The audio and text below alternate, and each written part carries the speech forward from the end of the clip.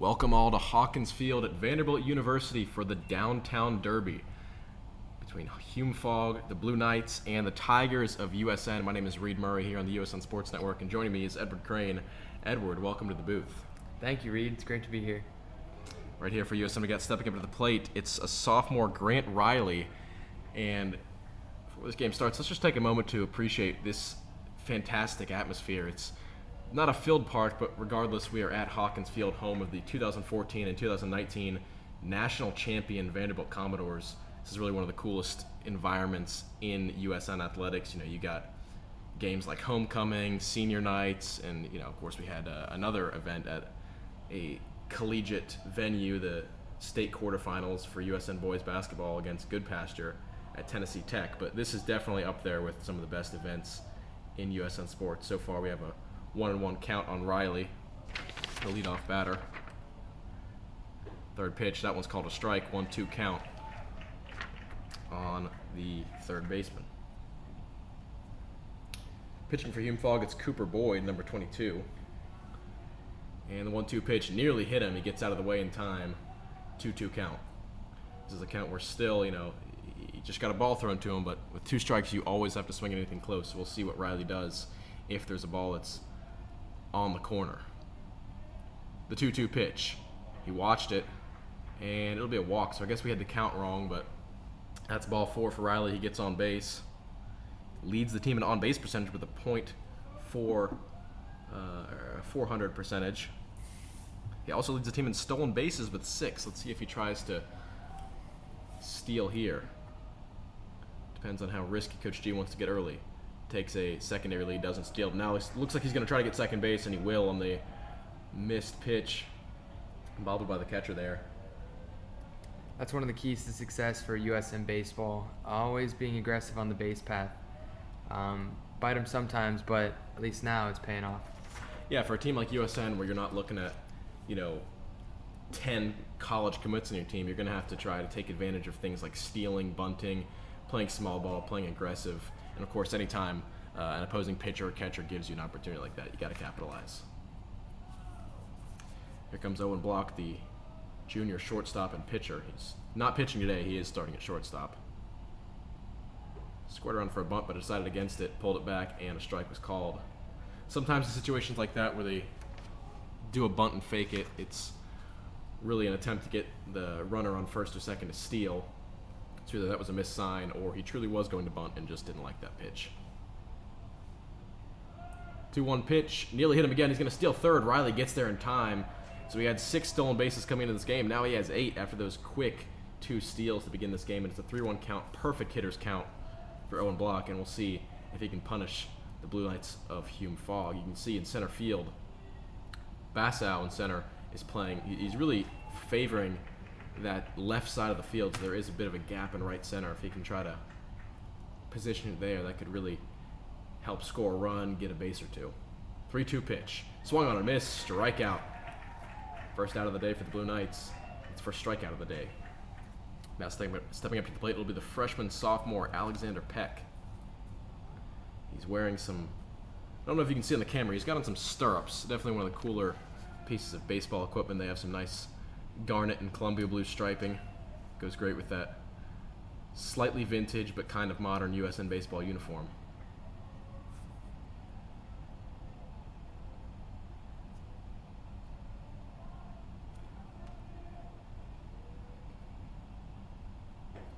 That pitch was high.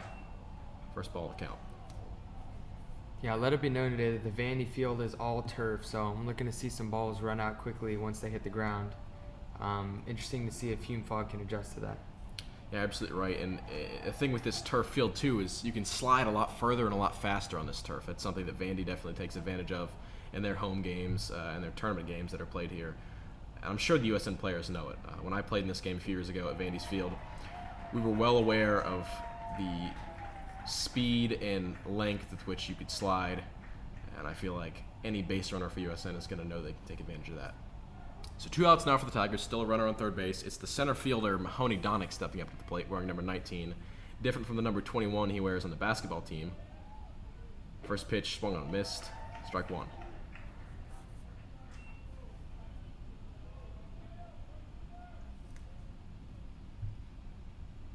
Yeah, interesting so far. These last 4 bats, Boyd's come at him with the first pitch fastball each time. I'd be looking for that for the Tigers. Easy to get a jump on it.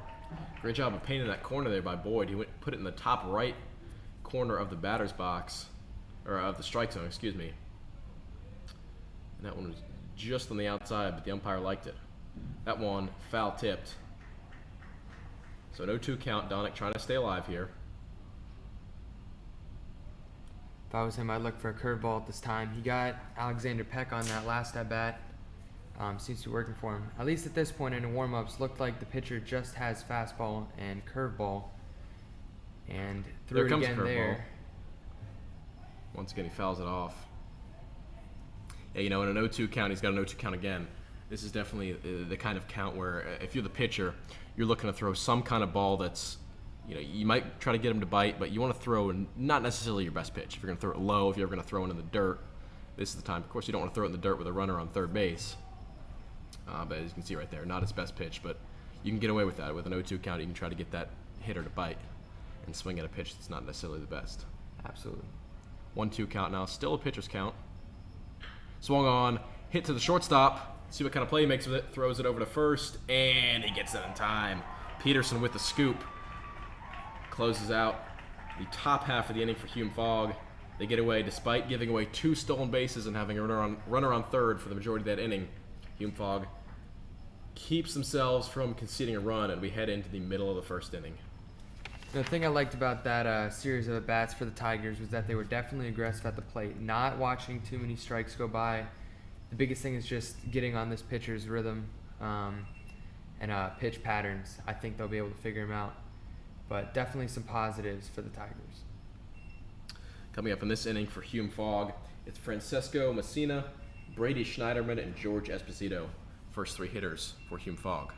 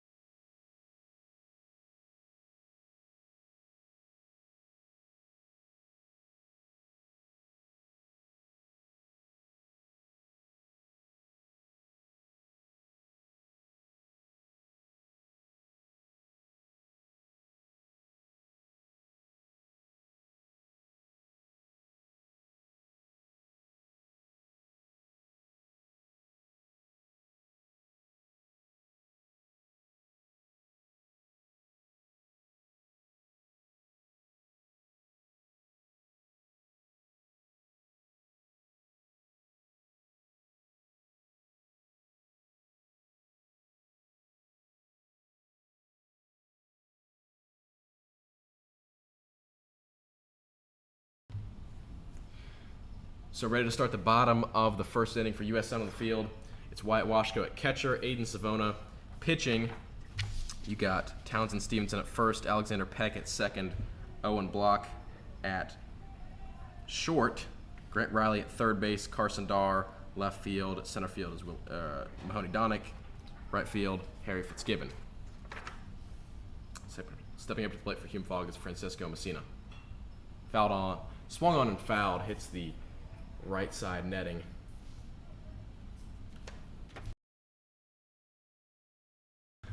Correction there, it's Dylan Washko catching, not Wyatt Washko. Wyatt Washko, of course, the former pitcher for USN, who graduated last year and now attending the University of Vermont.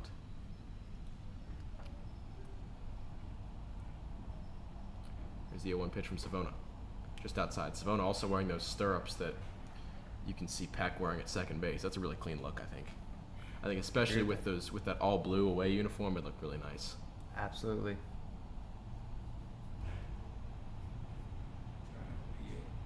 1-1 pitch just inside. Messina slightly had to move, keep himself from getting hit. It'll be 2-1 count.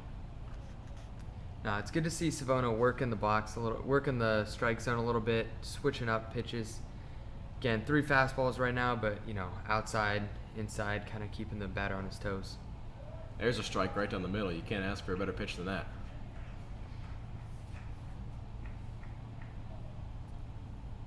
Yeah, Aiden's put a lot of work into his pitching this year. Definitely excited to get the start today. I'm looking for a lot of confidence out of him. Definitely getting the velocity up a little bit. And yeah, looks good so far. Yeah, if there's ever a game you want to get the start in, it's definitely the Downtown Derby. This is obviously an important game for these players, being at Hawkins Field, definitely one of the most exciting venues in college baseball you could possibly play at. It's not every day you get to play at a national champions facility. So if you're a pitcher on the USN roster, this is the game you want to get the call up for.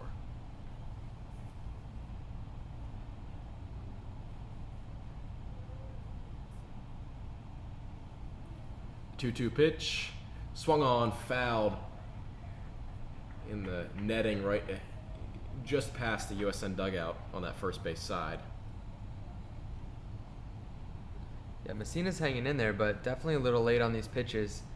Yeah, I'm looking for Aiden to maybe throw one inside a little bit, fastball, maybe see if he can't turn around on one. Yeah, it'll be interesting to see how Hume-Fogg players deal with the speed. Washko gets that pop-up, he catches it just in time. Messina ran all the way through first base, but it doesn't matter, he's out. First out of the game for USN. So definitely for Messina in that at-bat, it was the speed of Savona's pitching that gave him trouble. Let's see how Brady Schneiderman does.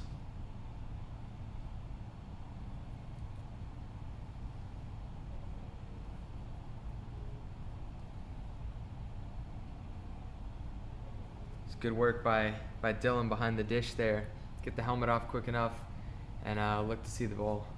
I actually want to apologize. This is Francisco Messina. We had the wrong number for the first batter. So this is 13, Francisco Messina. My apologies there.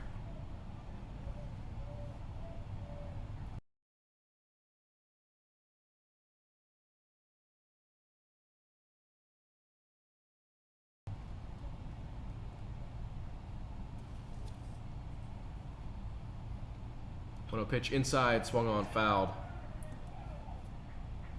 So Messina, much like the player we thought was Messina, late on the pitch from Savona.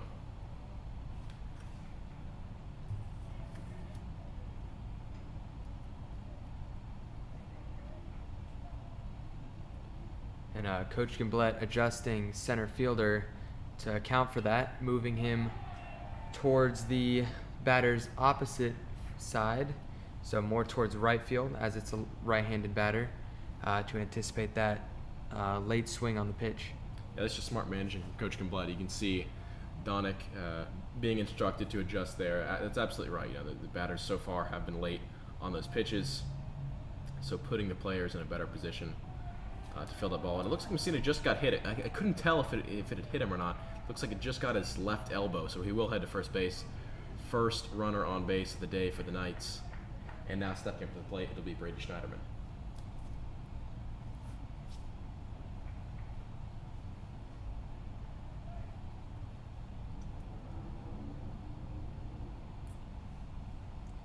Schneiderman, the first left-handed batter the Tigers have seen today. Hits it in between the gap of third base and shortstop. Block dove for it, and it's fielded in left field. It's Carson Darr on that ball. So he advances the runners. You can see there, Schneiderman really was crowding the plate. His stance was much closer to that batter's box line than we'd seen from the previous two batters. You can tell he might have been behind on that one as he pushed it in the opposite field, but he put it right in that gap. Perfect placement. So we're runners on first and second now. It'll be George Esposito, the third baseman, stepping up to the plate.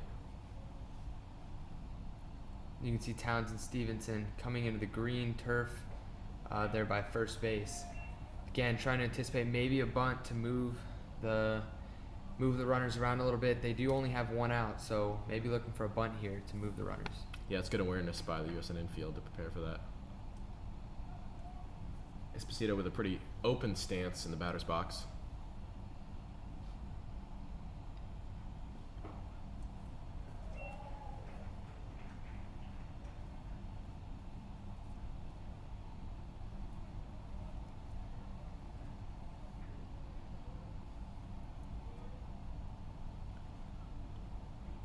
Stevenson's now backed off from first base, but here comes the pitch. Swung on and missed. That's strike 2. And he throws it all the way back to second base. Block was there. Tried to catch Messina napping. So he's taking a little bit too aggressive of a lead. Washko couldn't get him in time, but it was a good throw to keep him in check. Here's the 1-2 pitch. Fouled. He stays alive, just tipped off and hit that backstop.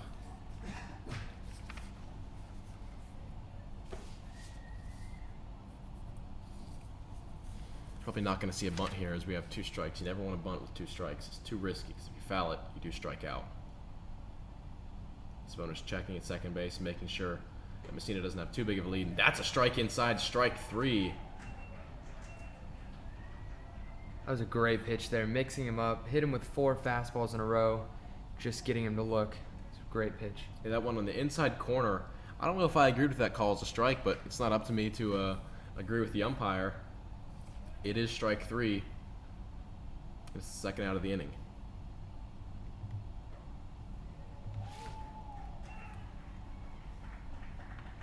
Once again, Washko definitely trying to keep his runners in check, making sure they're not taking too big of leads. It's unlikely, as the catcher, you're going to throw a guy out at second base, when he's just a runner there taking a big lead. But it's always good to keep him in check, make sure that he's not doing too much and taking advantage too much of whatever kind of space you're giving him. I respect it. Outside. I respect it. As a former catcher, yeah. And Coach Giblet's going to talk to the umpire now.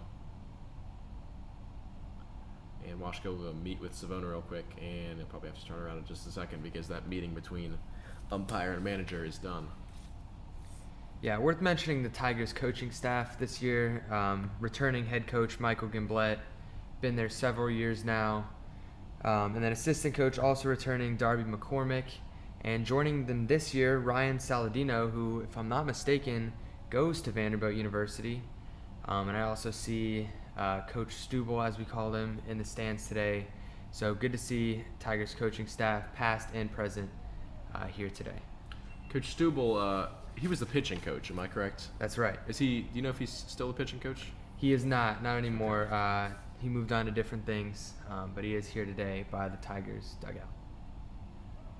He's got a stroller with him. 2-1 pitch here from Savona. Big secondary lead for Messina at second base. And that's a 2-2 count.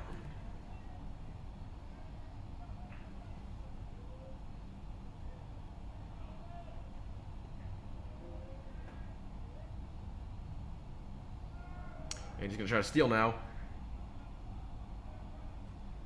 Looks like that'll be a drop third strike. Yes, it will. So that'll conclude the inning. Couldn't tell what the call on that one was, but it was drop third strike. If I'm not mistaken, that's 3 outs. The players are all still on the field. Not sure if I'm missing something.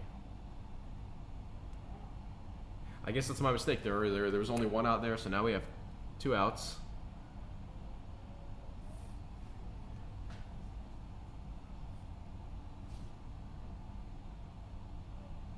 And it's Wyatt Bassow now at the plate.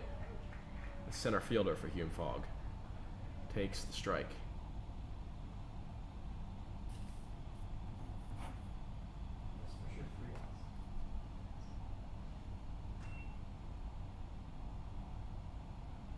Swung on a miss there, strike 2.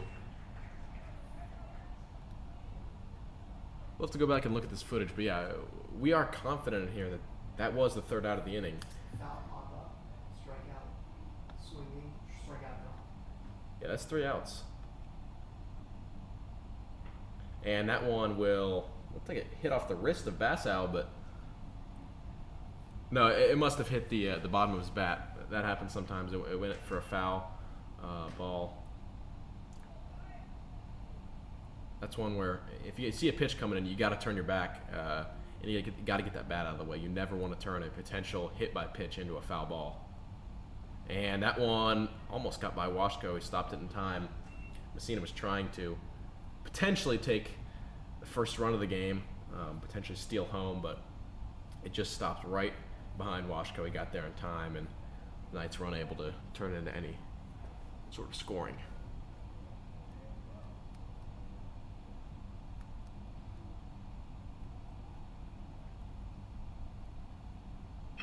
That one grounded to Owen Block.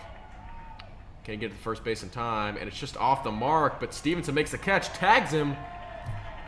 Looks like he got to the base in time.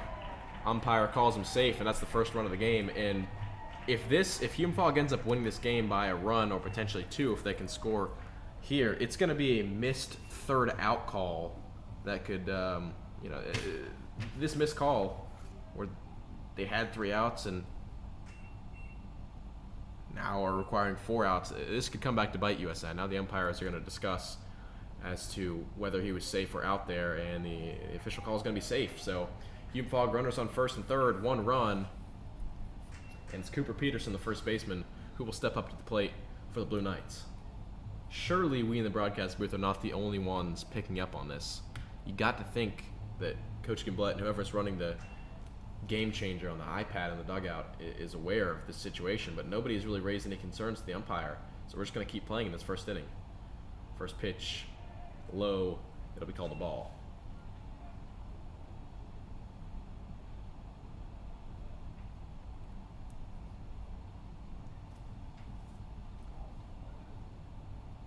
The 1-0 pitch, just high, 2-0's the count now. This is a great hitter's count for Peterson.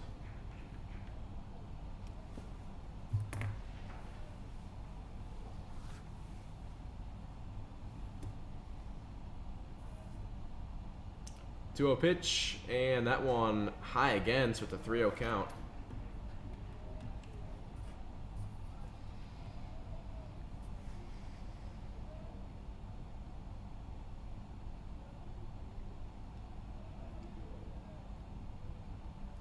This is a situation where it's almost better to walk the batter because now you would potentially have bases loaded and you can get it out anywhere.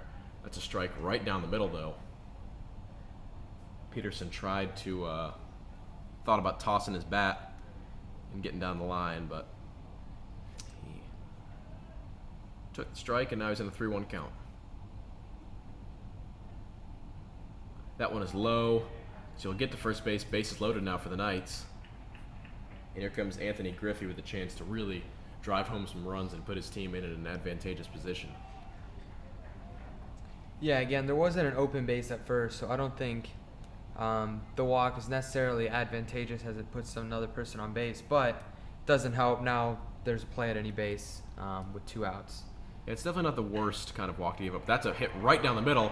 Hume-Fogg will get 1 run. See if they can score 2. They're going to go for it. And the throw won't get there in time. Stevenson let it go, but Hume-Fogg scores 2, so it's now 3-0. What a turn of events here in this inning. We thought USN had been out of the woods with that drop third strike and thrown out at first. Now they're losing 3-0. Runners on first and second, and Cooper Boyd, the pitcher, steps up to the plate.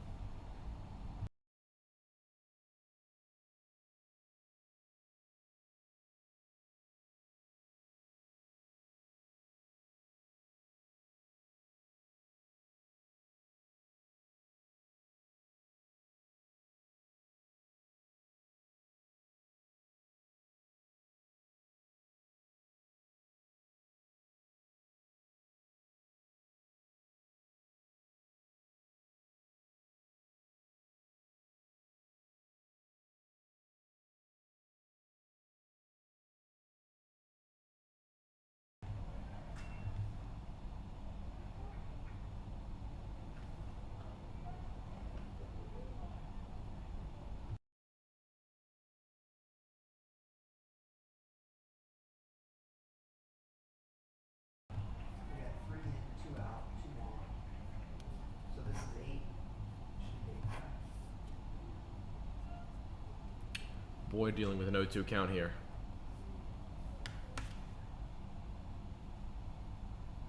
Or 1-2 count, excuse me. That pitch just on the outside, but it's strike 3. That'll end the inning. So USN 3-0 is the score. They're going to have to claw their way back in after a good start to the top of the first inning when they had the walk and 2 stolen bases, but then 3 consecutive outs. Let's see how the Tigers will plan on turning things around on offense here after a great first inning from the Hume-Fogg Blue Knights.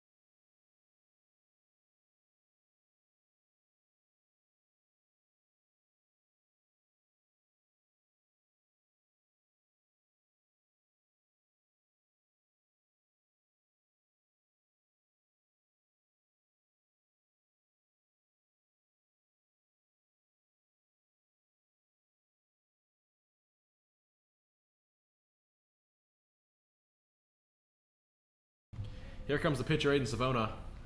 Have his first at bat of the day. Pitches low on the outside from Boyd. Hit the dirt, hit the backstop. Stevenson went and picked it up. Yeah, when he's not pitching, Aiden's been filling the lineup as a designated hitter, so he's definitely pretty solid at the plate. Hopefully he can get something started here for the Tigers offense. Yeah, it's good when you have roles like pitcher and designated hitter where you can really focus in your game. He just has two kind of things he has to mainly focus on, is pitching and hitting. He doesn't have to take too much time thinking about being in the field. So you can definitely, when you have a guy like that, you can definitely specialize and really improve your craft in a specific way. 1-2 count here for Savona. Change up, and he blasts that one into left field, but it looks like it'll be a routine fly ball, and he missed it. Went over his head. Savona going to try to turn it into a double, potentially a triple. And he will stop at second base. Aiden Savona, a member of USN Broadcasting, throws up the U to his teammates in the dugout after that impressive double. It went over the head of Mertz in left field.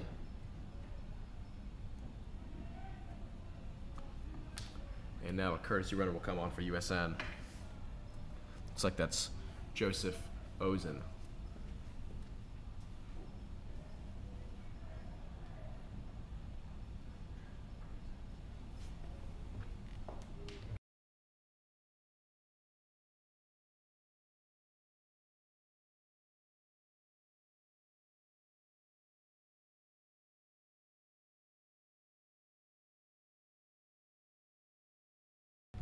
Stevens takes the first strike down the middle.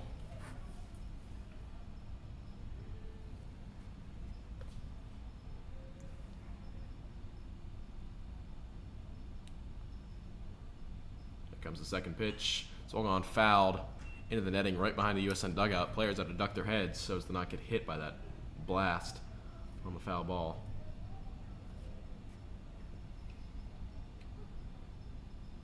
Oh, 0-2 count here. Boyd will try to take advantage of this great count to have as a pitcher. That one on the outside, Stevenson watched it, and it's strike three. Stevenson is a pitcher himself. He's got to know what kind of count he's dealing with and what you as a pitcher would want to do there. But it looked like he judged that one as outside. The umpire disagreed, and he's headed back to the dugout. Now Dylan Washko steps up to the plate. A sophomore catcher. And the first pitch just on the outside. That one could have been called a strike. Just a little bit too far into that left-handed batter's box.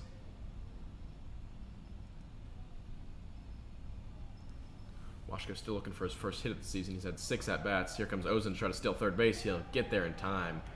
With plenty of time, he slides in, and he's on the base before the throw is even halfway there. So now another runner on third base for USN. We'll see if this time they can drive him in. It's Joe's specialty right there. He sure has wheels on the base path and uses them right there. Plenty of time to get into third. Ball just low and outside. Good take there from Washko. 2-1 count.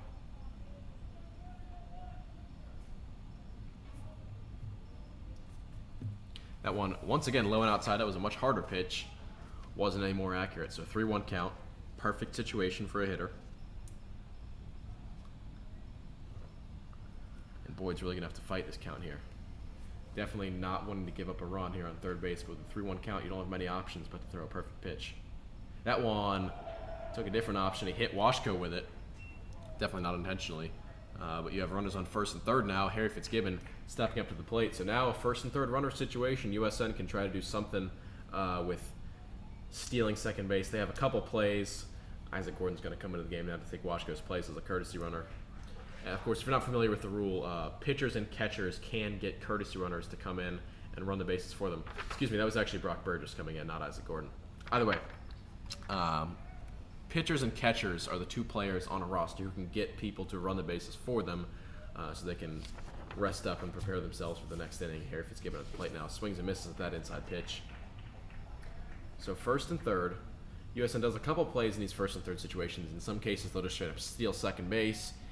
When they want to get especially risky or whatever you want to call it, they have specific plays where the runner intentionally gets into a pickle But so far, they're not trying to steal second base at all.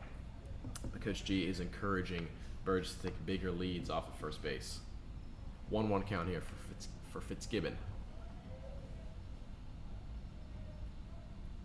Swung on and missed, 1-2. Fitzgibbon, the other of the two players in this baseball team who also play for the basketball team. He and Donick fill those two roles. Actually, excuse me, it's actually Brock Burgess also plays basketball, so it's 3. My apologies. 2-2 count now as you watch that one go by. It was a little bit too high for his liking and for the umpire's liking as well.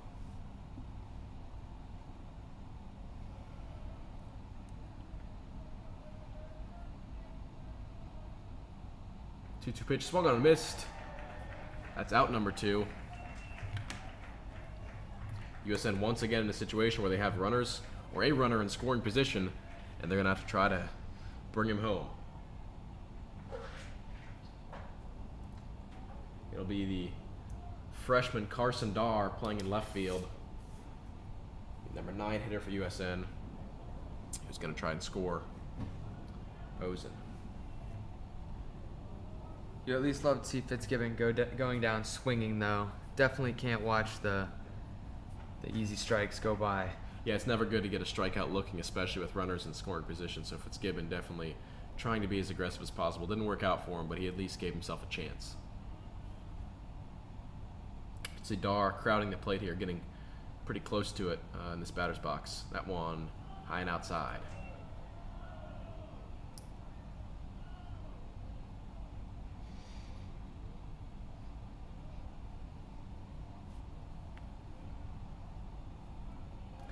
And Burgess is going to just take second base. He throws it to second base, gets there in time, and USN will score.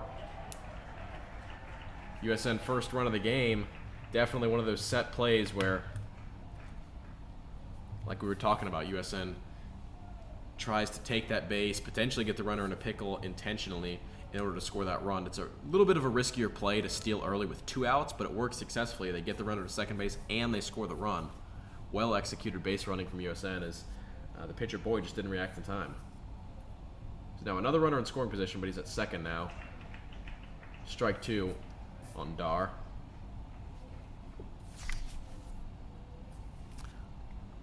Darr leads the team in RBI with 3 runs batted in the season.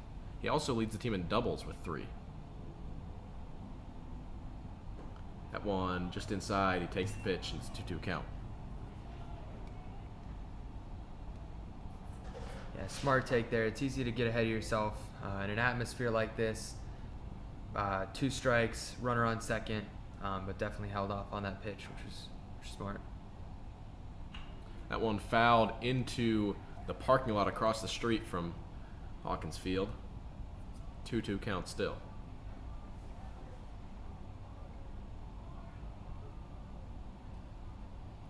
I wouldn't be surprised to see a curveball here. Not sure how confident he's been, 2-2, but trying to mix it up a little bit. Swung on and missed. Right back as fast. That will end the top half of the inning. So USN gets 1 run back, but unable to tie the run total of Hume-Fogg. So now the Knights will look to add to their lead heading into the bottom of the second inning.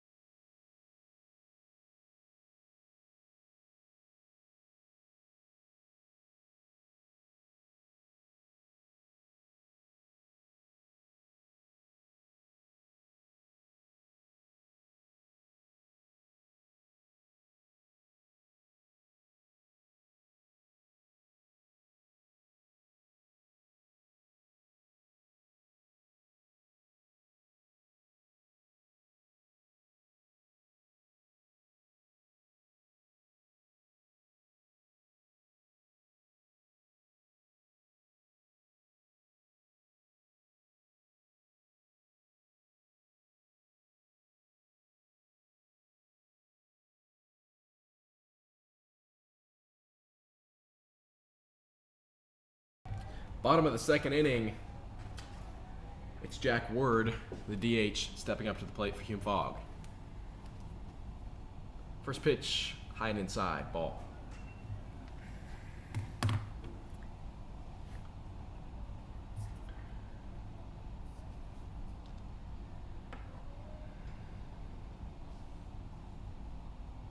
Second pitch inside, but it's called a strike. Just painted that line on the strike zone. So it's a 1-1 count. Yeah, this umpire is being pretty generous with the strike zone, if you ask me, but calling it fair on both sides, so can't argue too much. Ball 2 there from Savona.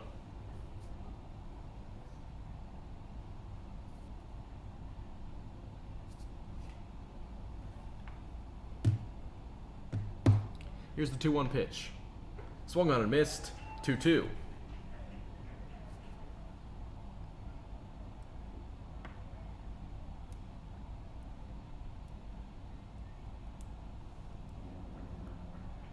Two count. Let's see what Savona does with this one. And it's fouled. Hits that back netting. It'll remain a 2-2 count. And Messina goes and picks it up.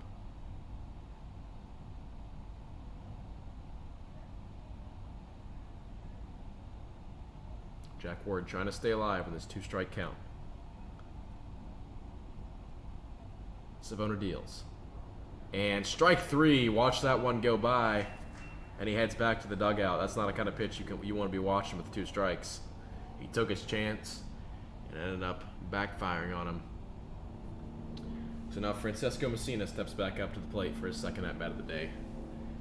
And it appeared as if when we thought there were 3 outs, it looked like Messina, we thought one of the outs was a pop-up from Messina that the catcher had caught.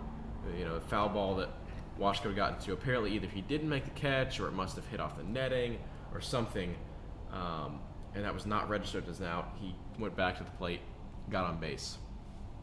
So that is our mistake. We apologize for that. And now that's 1 strike on Messina. Hit that one over to second base. Peck will put it away. Simple. 4-3 out in the infield there. So it's 2 outs for USN.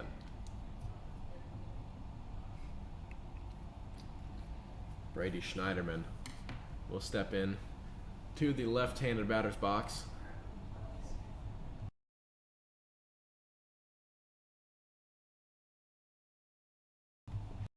Schneiderman once again kind of crowding the plate here. Savona pitch went a little bit outside. I thought that one was going to be a strike, but the umpire ruled it as a ball. Went off of the shin guard of Washko.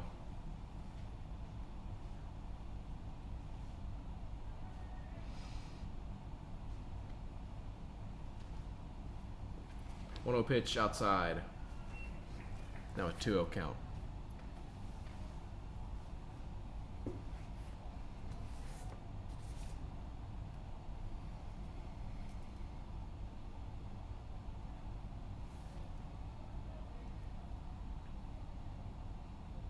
To a pitch, and looked at that one, hit him, or it was inside and he just missed it. That's my mistake. It's hard to see exactly from here.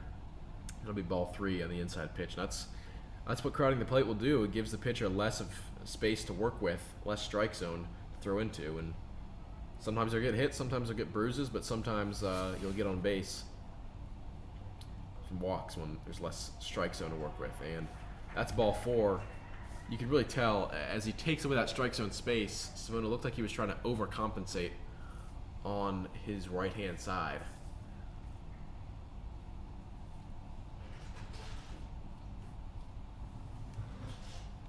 Now we got runner on first, George Esposito at the plate. Yeah, neither of these teams have too many lefties. If I'm not mistaken, Schneiderman's the only one in the game at this moment. So pretty regular looks for the pitchers here going up against righties. That one's chopped at shortstop. Owen Block got to it in time, but the throw it's hard to hit the mark from there, and the throw was short. Stevenson went off the bag. Even if it was in the right spot, there was a chance that Esposito would have gotten there in time anyway. So difficult play that was right in between the shortstop and second base gap, and Hume-Fogg benefits from it.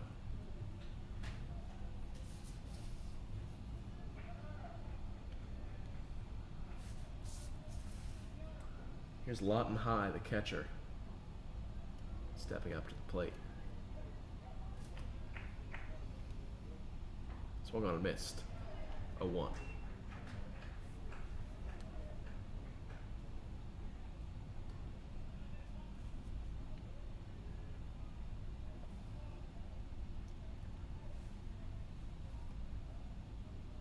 And that one gets by Washko. They'll steal third and second. Nothing he can do about that one. So now 2 runners in scoring position for the Knights.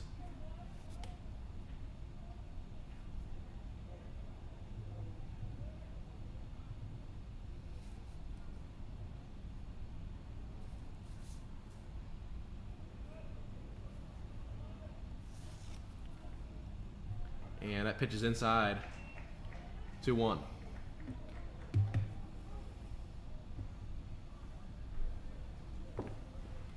Yeah, I'd almost be anticipating a meeting between Dylan and Aiden here. Kind of need to settle things down after the pass ball and Aiden throwing a couple balls here. I'd be looking to settle the game down a little bit.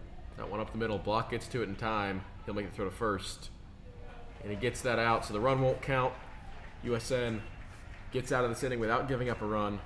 3-1 remains the score as we head into the third inning.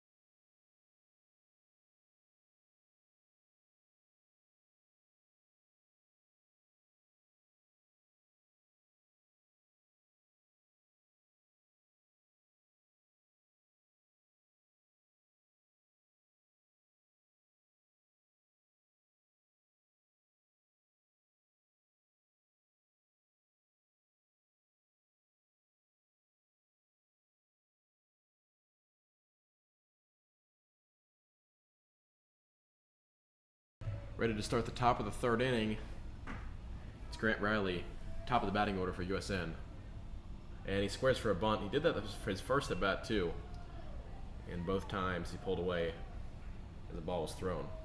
You can see the crowd starting to fill in a little bit. More fans from both USN and Hume-Fogg starting to come in here. And that one, foul ball, goes over to the first base dugout side in foul territory. 1-1 count.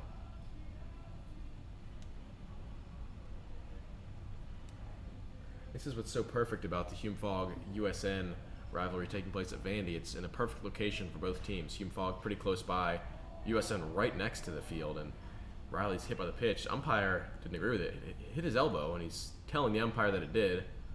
He's trying to show him the mark that it left. The umpire's not buying it. I'm not sure if the umpire's going to rule it as a foul ball. I mean, you'd have to, because there's no way, it's not possible for a ball to just go that direction. It has to have hit something, so you got to think that that would be ruled a foul ball if it's not ruled a hit by pitch. That's an interesting call. It's hard to tell on the camera here where that ball hit. And here comes a foul ball pop-up, and it goes into the crowd. 1-2 count still on Riley. And all I can tell you, cause it is hard for the viewers to tell where that ball hit. All I can tell you is it looked to me like it hit him, but I didn't have a perfect view of it, so I can't exactly say and give you an unbiased perspective on that. I would say it hit him as well, but again, not the ones making the decisions. Strike 3, and look at that turn of events for Riley. He thought he was getting on first base after getting hit in the elbow. Now he's walking back to the dugout with a backwards K. And a less than perfect execution on, throwing the ball around there from Hume-Fogg. The throw from catcher to third base just went over Esposito's head. And he has to do the walk of shame to pick that ball up and toss it to Boyd on the mound. Block takes the first strike. Great framing from the catcher. Looked like that pitch was low, but he got it up in time. And the strike was called.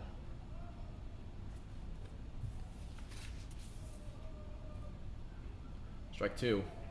Swung on and missed that inside pitch. That was low and inside, still in the strike zone, I would argue. Good decision by Block to swing. Just couldn't make contact. Another swing and miss. So that's strike 3. 2 straight strikeouts for Boyd. Boyd's doing a great job working around the strike zone. I mean, hit him low first pitch, just outside that last one. Definitely something to be proud of so far in this game. Yeah, so far he's working these top 3 batters of USN well. Here comes Peck. Try and get on base with 2 outs.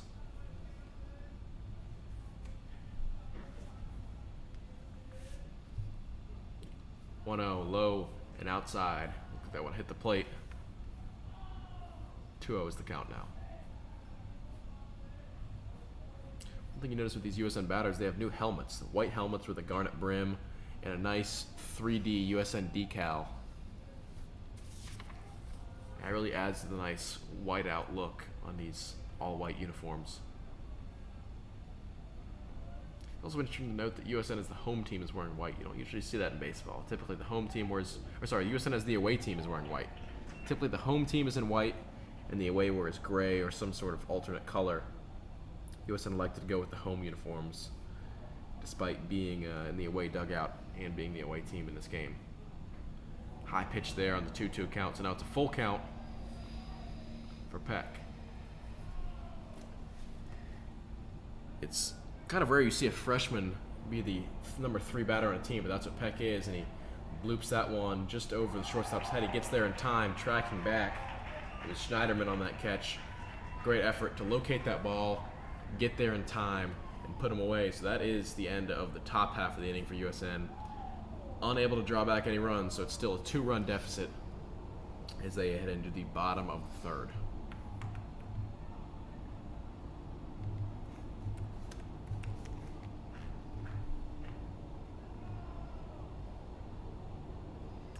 Yeah, the USN offense is going to have to come alive here. Bottom of the 3rd. I guess in a traditional game, they should have 4 more times at the plate, but they're going to have to get something going if they want to get some runs back, because not in too big of a hole here, but, they can add up some. And as you can see on the screen, Quinn Powers coming to the mound here.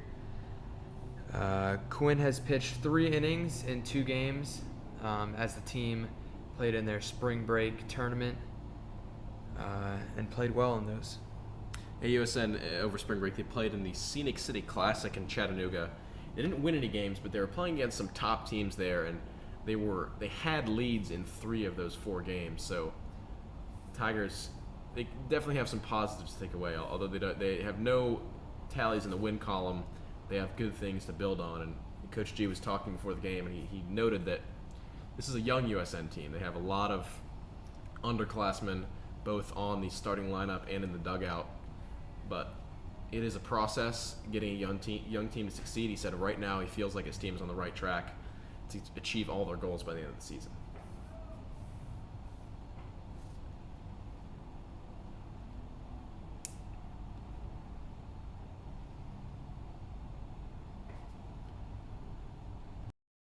Talked about youth. This team primarily looks sophomore and freshman. Quite a few juniors, a little decrease since from the past few years, but Isaac Gordon, the only senior on this team, so looking for some leadership out of him coming forward this season. Yeah, Quinn Powers, the junior, coming in to take the place of a fellow junior on the pitching mound. Yeah, Quinn's strength is his curveball. Got a lot of snap with the wrist, moves a lot, especially in the last 10 feet as the ball approaches the plate. So looking for some success there. There's a strike to start out his day on the mound.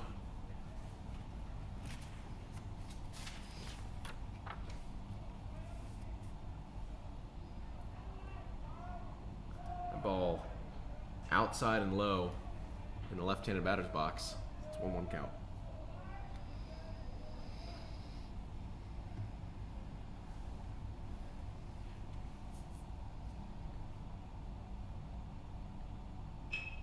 That one is hit into right field. Harry Fitzgibbon will get there. Perfectly placed for Fitzgibbon. He only had to take a few steps to get to it. So solid contact, but unable to put it in the right spot. Out number 1 for Hume-Fogg.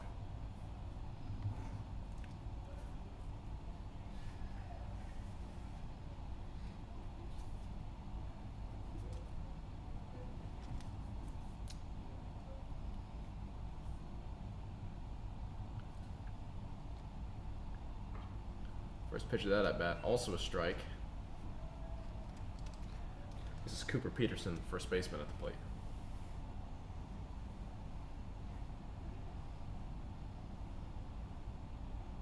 A ball low. Washko tried to scoop it up, just went off of his mitt over into the USN dugout side, but no harm, no fouls. There were no runners on base for Hume-Fogg to take advantage of the missed pitch. 1-1 count. Swung on and missed. 1-2. Yeah, Dylan's done a good job behind the dish so far this game, blocking several pitches in the dirt. Only one getting past him, if I remember correctly, and that leading to runners getting to third and second, but doing really well. Strike 3, swung on and missed that high pitch. USN 2 outs on the first 2 batters. Let's see if they can go 3 up, 3 down in the first inning with Powers on the hill. Washko came into this program last year, as a freshman catcher. He was the starter on the middle school team before, the middle school team that had won HVAC in his 7th grade year, learning under the then senior Nathan Woodard. And now he's coming in as a sophomore with the main catching duties. He's doing well.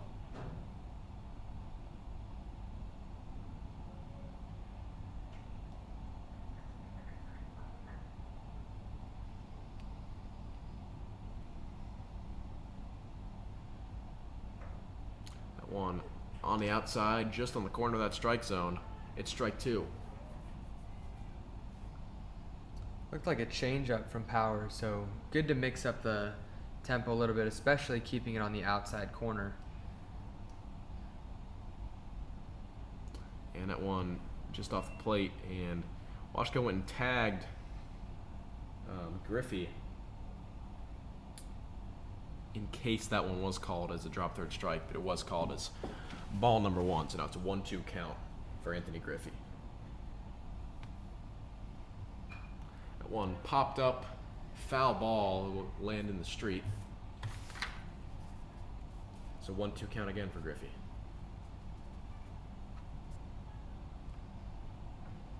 The game is drawing quite a crowd this evening, especially, not sure if you can see because of the graphic, but quite a few people right around here in the bowl behind home plate.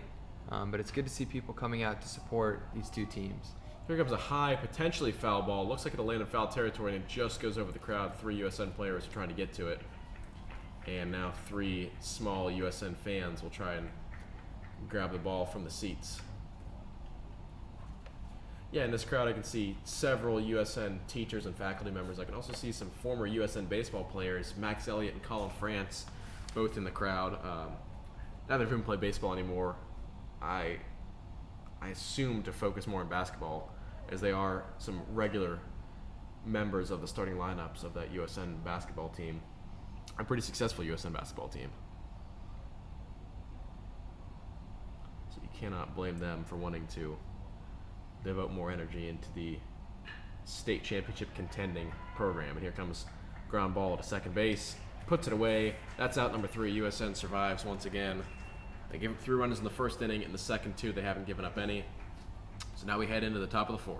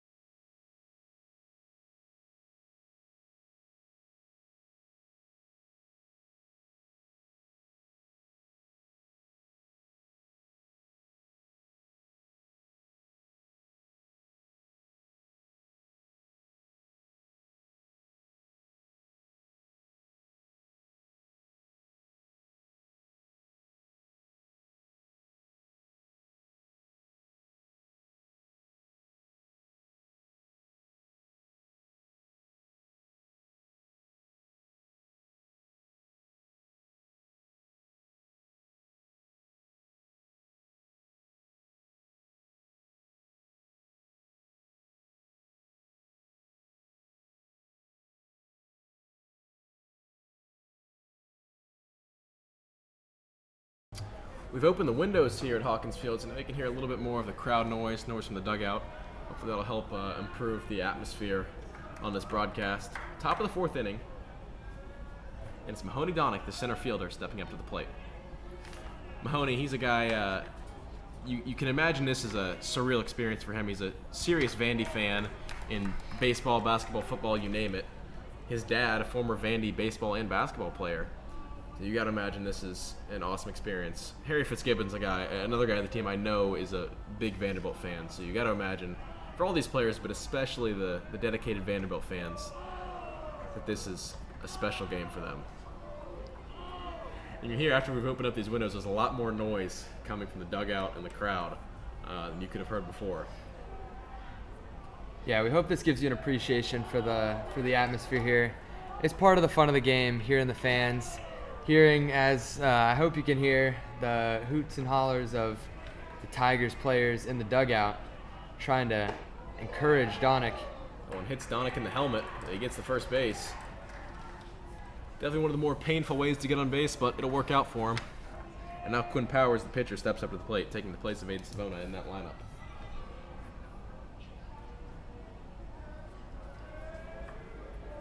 And definitely having a baseball game that's so close to the main USN campus is helpful to get crowds out here. Sometimes it's hard to get out to river campus sporting events just because it's far away from where some people live. Donick's still second base there.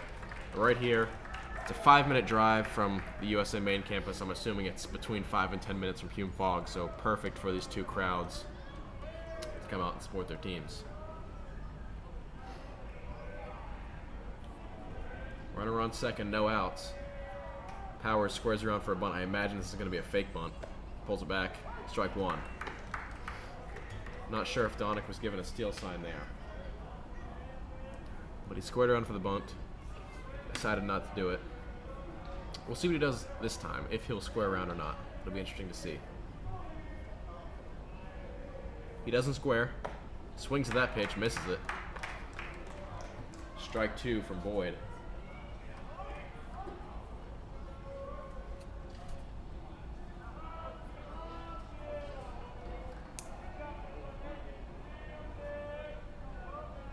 Here's the 1-2 pitch. Low, but it's strike 3.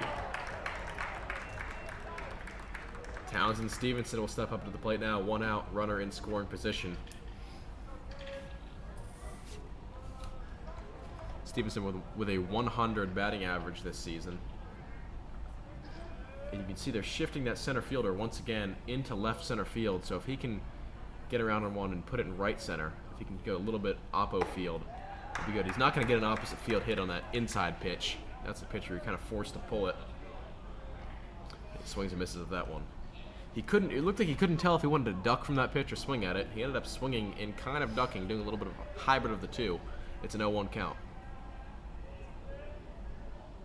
The 0-1 pitch swung on, missed.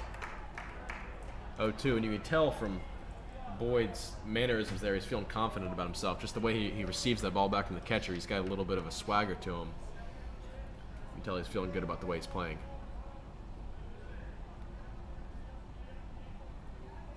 That one swung on, foul ball into the netting on that first base side. He's a little bit late on that one, but if he can get it a split second earlier, that's the kind of ball that's going to end up in that right center field gap and potentially score Quinn. I know this is a pretty obvious observation, but it's worth noting that the outfield is definitely bigger than other fields these players are used to playing on. So, you know, don't have as much speed as college players, Vandy players, more ground to cover than typical high school field. So definitely trying to put one in the outfield. Yeah, and you can see from that hit from Savona earlier, it went over the left fielder's head, and it was a somewhat routine ball into left field, but with it being, there's another ball over the head of a outfielder. Stevenson, he can get a double here, can potentially turn it into a triple, and he will try to turn it into a triple. He'll get there in time. Run scores. Mahoney Donick rounds third base, touches home, scores for USN. Tigers within 1 and with a runner on third base. Stevenson, it's like you were saying, it's that big outfield really trips you up. It looks like a routine ball into right field, but with so much space, it's a 335-foot fence. It gets even deeper in center field at 400. They can take advantage of that. Stevenson, a powerful hitter, a strong guy. He punishes him there. Now Boyd comes out of the game. And it looks like it's going to be Francisco Messina who's going to be the new pitcher as he walked toward the mound, but still waiting to find out.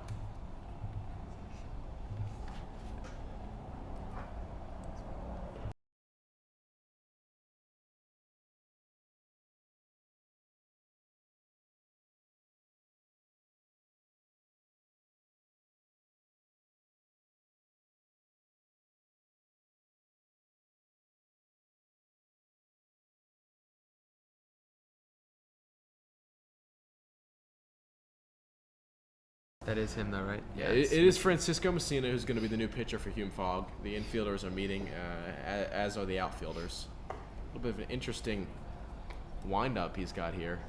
Some interesting pitching mechanics. Yeah, back to that hit by Townsend Stevenson, though. Really smart not to try to take an outside pitch and pull it to left field or center, as most hitters would try to do. More power to typically to the strong side. But just push it out there, and again, got over, took advantage of the large outfield, and was able to get a triple out of it and bring in a run. So smart at bat there by Stevenson. Yeah, that's a sign of an intelligent hitter. You know, a lot of guys like to pull it. I know when I used to play, I definitely would pull it a little bit too much. That was something that hurt me when the ball was on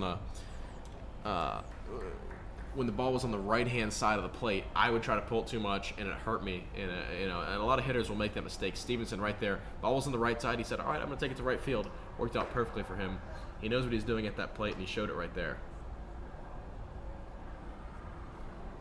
So it looks like Messina is just about ready. Players heading back to their positions in the field. And just to touch on what you were talking about in the before that Stevenson hit with the outfield. You can't really see on the screen, but in left field it's 310, left center 375, dead center 400 feet, and 375 in right center and 335 in right field. So you can see left field is 310, but of course they have the big green monster wall, so no one's likely going to hit it over that. And elsewhere, it's a pretty deep fence, so definitely deeper than what we have at the River campus and what a lot of guys are used to playing on in high school. 1-0 count here on Dylan Washko. Infield is playing in. Squared around a bunt there. Threatened a bunt. Now he looks like he's going to try to swing. Ball into the next batter's box. 2-0 count again. Stevenson is on third base. And I don't mean this as a dig at him, but he isn't the fastest runner on the team. He's not exactly going to be stealing home unless the ball is deep in that backstop. And that curveball hits Washko in the back. You can see him wincing in pain, but he gets to first base with plenty of ease. He takes that pain and just shakes it off. Real tough guy. And Fitzgibbon will now step up. Washko will be taken off of first base. Brock Burgess takes his place as the courtesy runner. Brock Burgess, he stole second earlier on an early steal. That helped USN score a run on that first and third play. We'll see if he does something similar here or if he just elects to go with a classic steal of second base. Here's Fitzgibbon. That's Washko's second hit by pitch in 2 at bats, so not working out too well for him, but again, kudos to him for taking it and getting a guy on base. Yeah, maybe they saw him throwing the ball back to second base, trying to pick off the runners, and they're trying to hinder his abilities. No, but yeah, that is an unfortunate coincidence that he's been hit twice now. And Burgess steals second base. There's a fake to try to throw him out from high. Definitely there are lots of different strategies you can try to go with when there's a first and third situation when you're on defense. You can try to just throw him out, fake a throw. There are certain plays where the pitcher ducks, you throw it, pitcher jumps up and catches it. All kinds of different things you can go with as the coach. That time they just elected for a simple pump fake to see if they can catch Stevenson napping. But, one of the hallmarks of a Michael Gimblett coach team is he likes to have his guys disciplined and doing good base running. Here comes Stevenson. He steals home, and a runner gets to third base. That's Burgess. So now USN tying this game up with that steal of home on the pass ball. And Burgess is in scoring position with Fitzgibbon at the plate. So this is a time where USN can capitalize and potentially take a lead. But as I was saying, a Gimblett coach team always is good in the base pass. They're not going to bite for simple bait.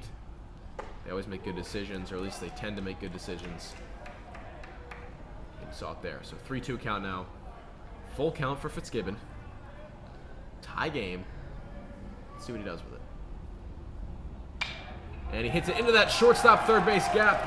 Burgess will touch home plate to take a lead for USN. Fitzgibbon really pumped with that single, and that's the danger of playing with your infield brought in closer to home plate, is you keep yourself from getting those gaps. Fitzgibbon perfectly placed hit. He found the space, hit it perfectly. Tiger lead.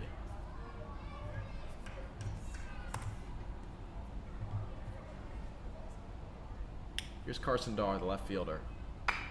That one goes to shortstop, potential for a double play here. Flips it to second base, and Dar will beat out the throw, so 1 out. Can't quite turn the double play. But it's never good when you have a runner on first base to hit it up the middle like that. Here's Grant Riley, the sophomore third baseman, stepping up to the plate.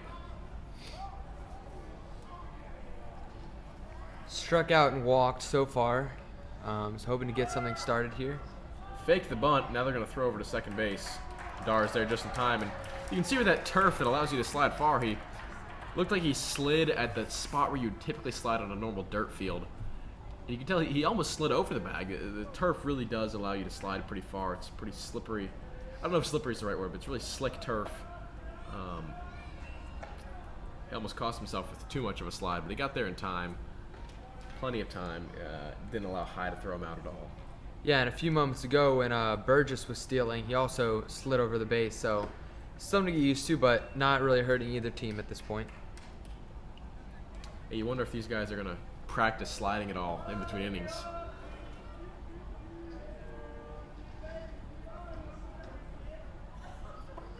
Ball outside. Takes ball 4.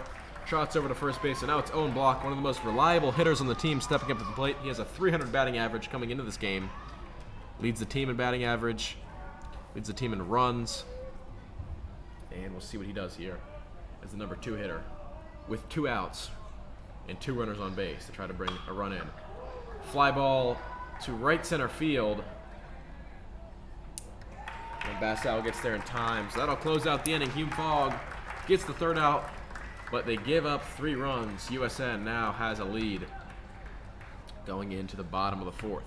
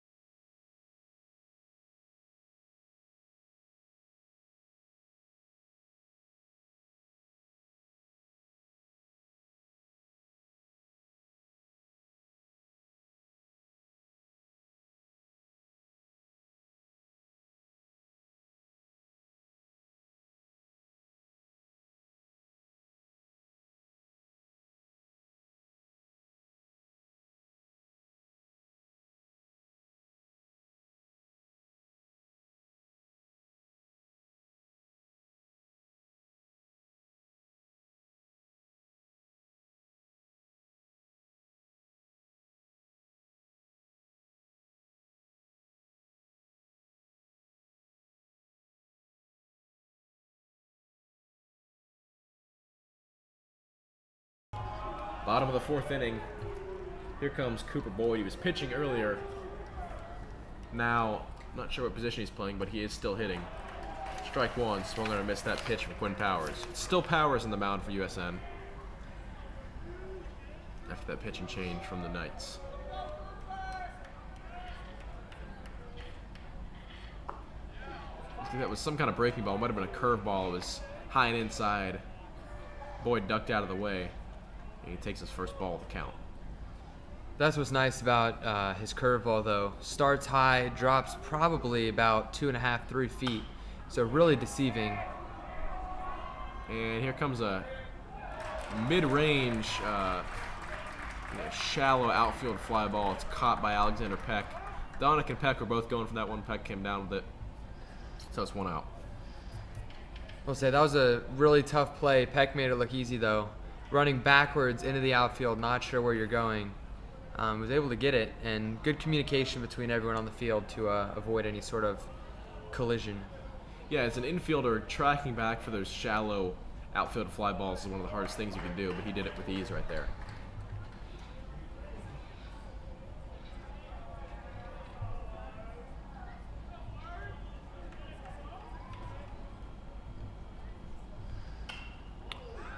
Foul ball there, and that one will land in the street. 0-2 count.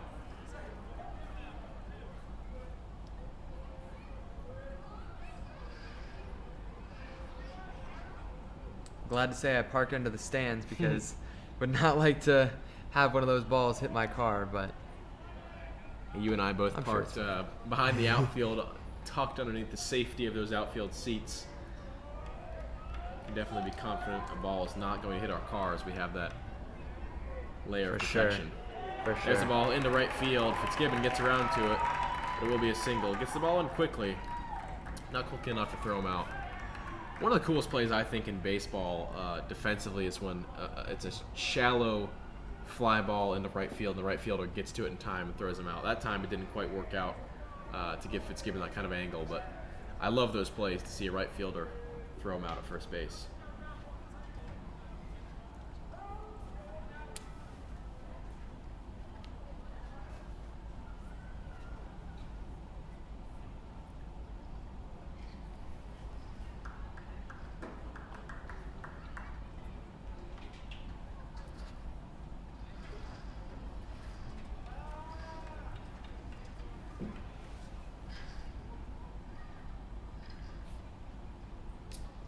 Top of the lineup now for Hume-Fogg is Francesco Messina stepping up to the plate.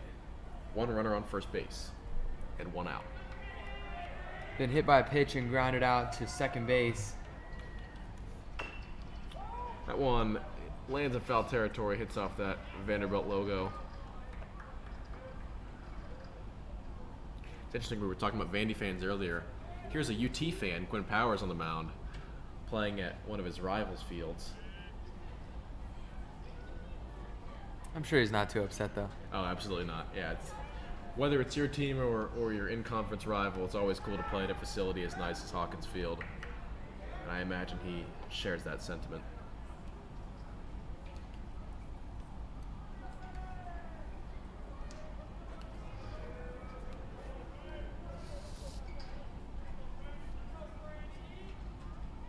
Slides that pitch from Powers, another foul ball. It goes out of the park. 0-2 count.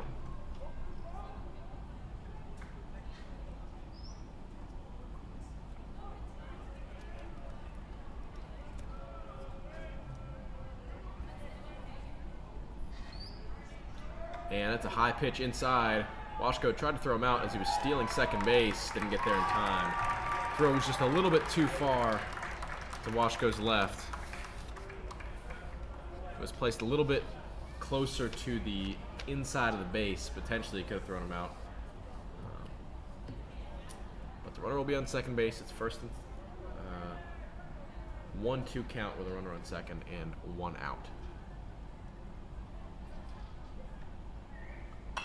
That pitch swung on, fouled. Staying alive in the batter's box is Messina with these foul balls.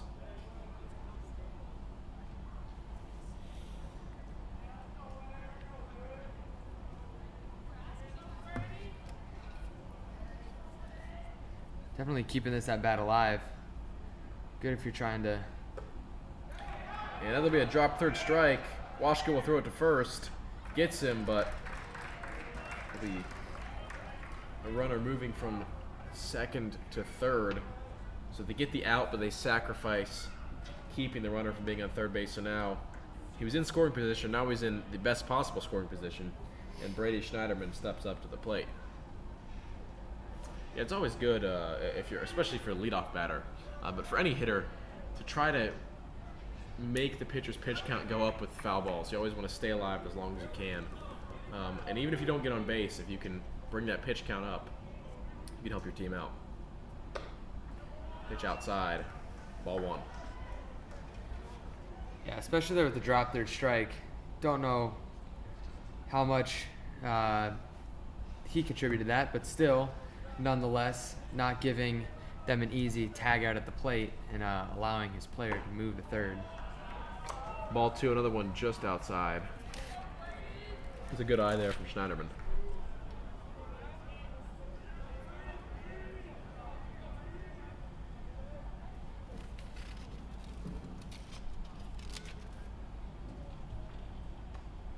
It'll be a pass ball. Washko tries to get to it in time. The run will score easily. That was Calvin Crenshaw across the plate for Hume-Fogg. It's a tie game now.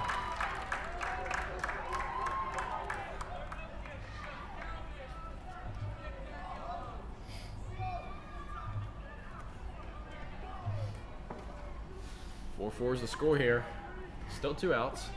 So USN can put him away, but it's a 3-0 count, so he will likely get on base in the coming seconds.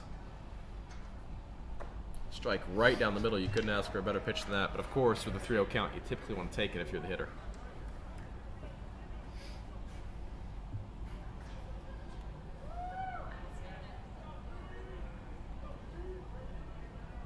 Three-one count.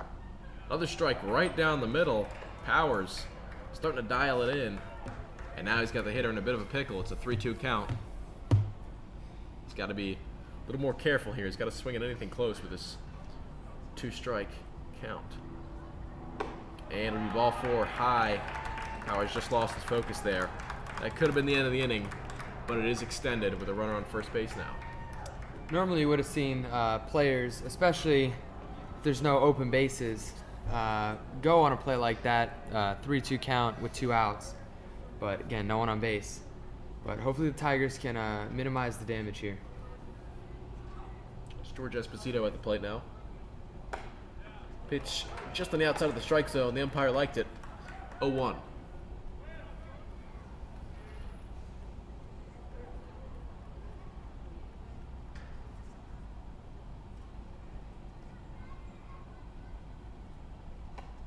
That one was inside. It landed in front of Washko, so he could have potentially gotten there and thrown him out, but he didn't get around to that ball in time. He had to go around Esposito in the batter's box in order to locate that one. So Schneiderman finds his way to second base, and we have a 1-1 count with 2 outs and 1 runner on in scoring position.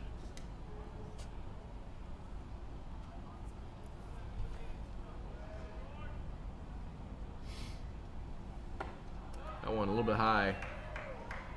2-1.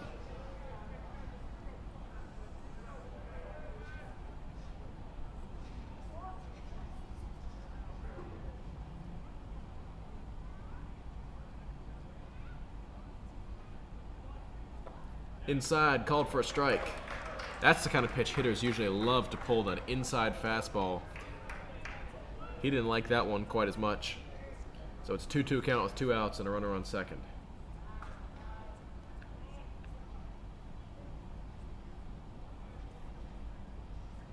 High and a little bit inside.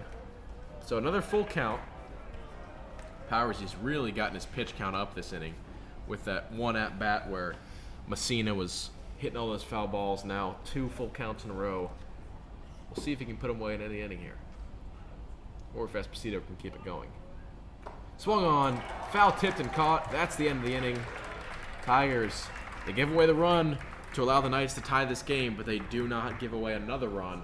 They head into this one 4-4 going into the next inning. And you love to see a close game.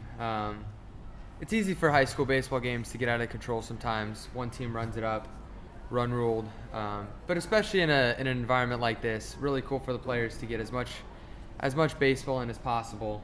So really a great game so far. Yeah, you never want to have your one game at Vandy be a 16-0 slugfest. Exactly. So here we have good, 2 evenly matched teams in a game that means something to both of them. Both being at Vanderbilt, both schools in close proximity to one another. You don't often have USN and Hume-Fogg playing in one another in athletics. You typically only have that in hockey, where we play USN BAFRA against Franklin Hume-Fogg. But here you have the 2 schools who are right next to one another, playing in a perfect location. Fans, faculty, students, all can get to the game somewhat easily. Perfect recipe for a fantastic high school baseball game. That's what we have so far.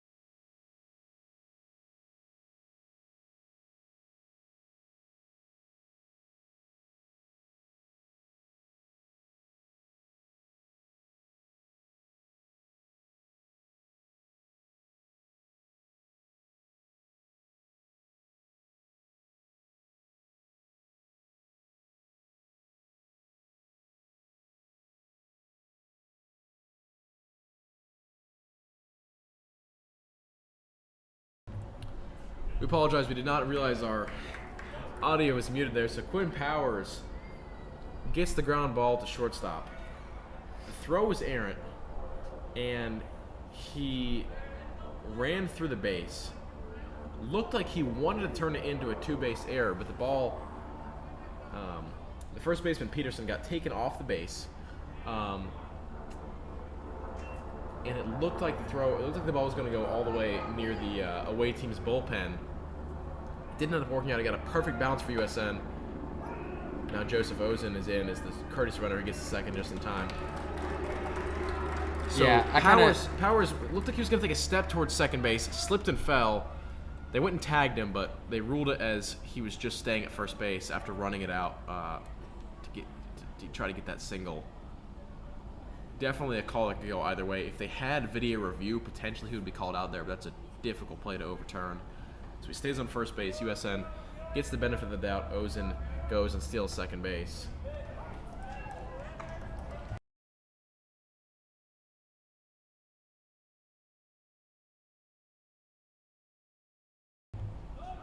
And Ozen's going to steal third after stealing second as the courtesy runner. So now with 2 outs, Stevenson has a runner on third base. He drove a run in earlier with a nice RBI that ended up being a triple. Hit it over the right fielder's head. It was a terrific hit from the first baseman. We'll see if he can try to emulate that performance with 2 outs and a runner on third. Hits that one to shortstop. See if they make the same mistake again. That time the throw's on the money. So after a chance of getting a run to score, Hume-Fogg puts him away after that ground out the shortstop, so it's still a 4-4 game heading into the bottom of the 5th. Yeah, back to that play with Quinn at first. I have to think it was too close to the line because normally the player will just run straight through the line on a line from home to first. So I have to think that he was too close to that to determine that he was actually going to second. But definitely not a clear-cut play, and could see how the ump would call that either way. Yeah, I think the umpire might have also not seen it perfectly. It's difficult to have an angle on that kind of thing. He's watching to see, is the throw there in time? Is he safe or out? Whose foot is his foot on the bag before the ball gets there? It's hard to see when the runner goes behind where that play is on the base exactly, how much of a step he took towards second base, things like that. So that's kind of one of those plays. You see it all the time in sports when you're looking at video or review of, is this, maybe it looks like something, but is it indisputable? Right. That's one. Obviously, we have no video review here in high school baseball, but definitely that's a call where, with no review and it being a tough call to make, that's going to be a situation where it's not indisputable. Right. But I'm sure Hume-Fogg fans might go look back at this broadcast, take a screen grab of that, and be upset about it. Yeah, not enough information quite to overturn the ump's initial call. But again, no harm, no foul, as the Tigers were unable to put up any runs off that play. And the same lineup for USN as they started the game with, just to remind you all. Quinn Powers has come in to replace Aiden Savono, but other than that, it's the same lineup to begin the game with. Dylan Washko at catcher, Townsend Stevenson at first, Alexander Peck at short, Grant Riley at third, Owen Block at shortstop. Sorry, Alexander Peck at second, my apologies. Harry Fitzgibbon in right field, Mahoney Donick in center, and Carson Darr in left.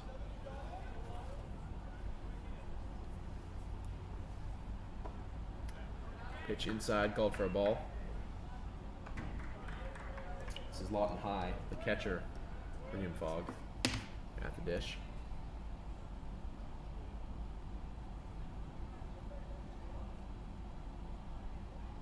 1-0 pitch, swung on, ripped into left field. Darr jumped for that one. He made the catch. Great combination of a sort of a line drive and a pop fly. Ball had a lot of zing on it, but it just went directly where the left fielder was standing. Not a whole lot High can do about that. That's a terrific hit for the catcher. Just unfortunate the way it landed for him. So 1 out for the Blue Knights.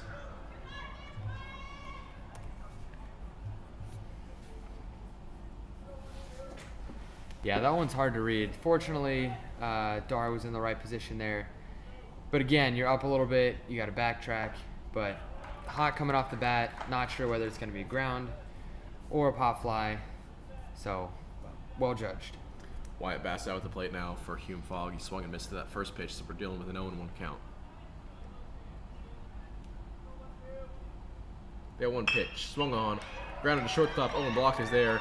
Fields it after a tough hop. Throws it over to first base. It's there in time. That's out number 2. Good routine shortstop ground ball there. Dealt with well by Block, and he puts him away. Cooper Peterson, Hume-Fogg's first baseman, is now up to bat. No runners on base, 2 outs. Difficult position. Let's see what Peterson can make of it.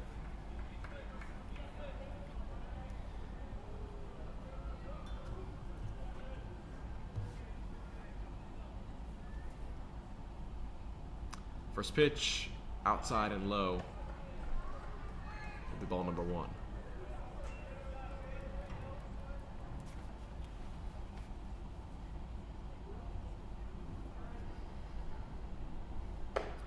That one, a little bit of a breaking ball, off-speed pitch. Swung and missed that one, had the timing just wrong. It was well disguised by Powers. You can see the pitch didn't have the same velocity that his normal fastball does, but he really, you couldn't tell from his mechanics that that ball was going to have an off-speed feel to it. Pop up, Peck will come down with it. That's out number 3. USN 3 up, 3 down in that inning. They put the Knights away, and will now head into the 6th inning, 6 out of 7 in a tie ball game.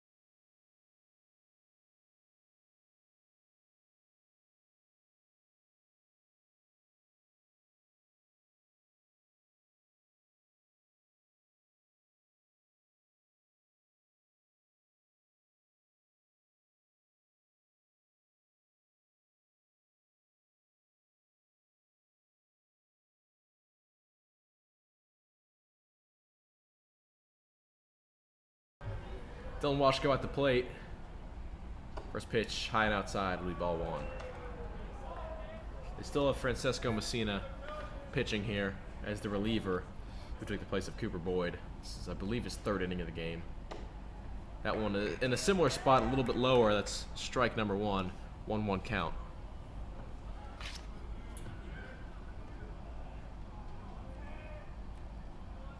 Inside, he tried to pull that one, swung and missed. 1-2, and he slipped and fell on that swing.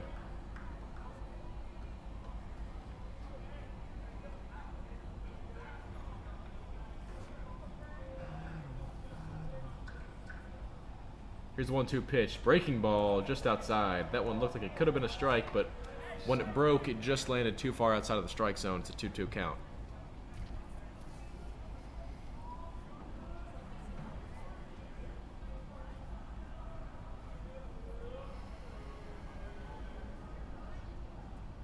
Swung on a miss. Strike 3. It'll be a drop strike 3, but throws him out easily. So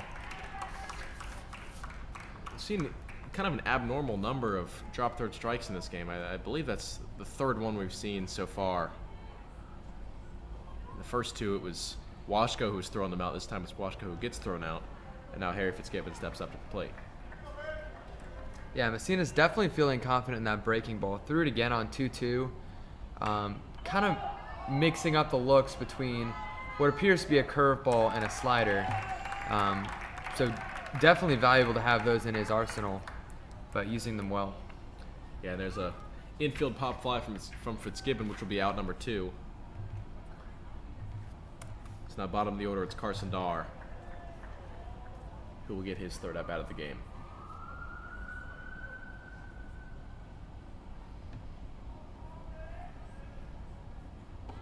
One just outside.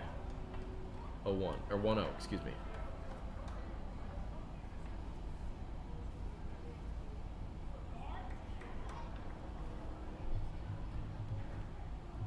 That one turns and hits the back of Dar.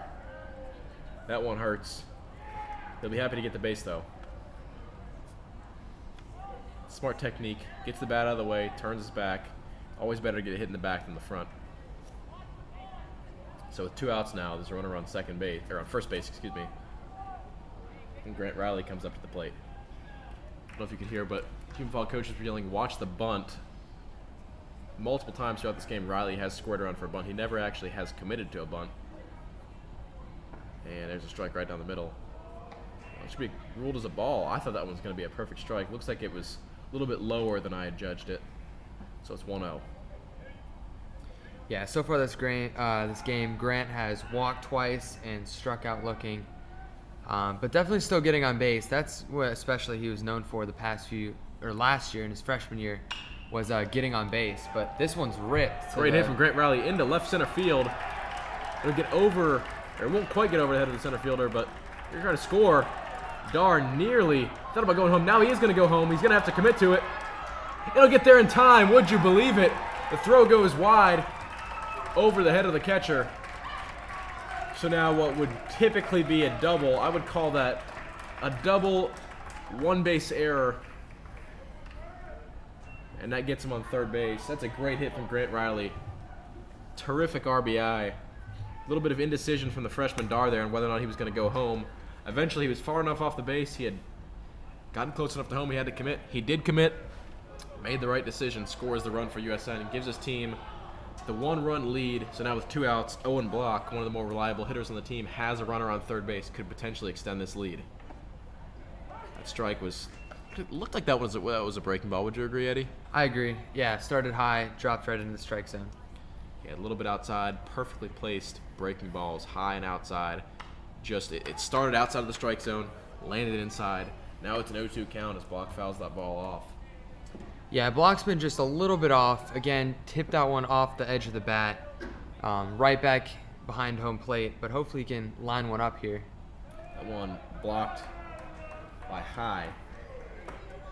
And Owen Block, yeah, he's just been slightly off the mark today, but let's see if he can find the sweet zone, the sweet spot on the bat here.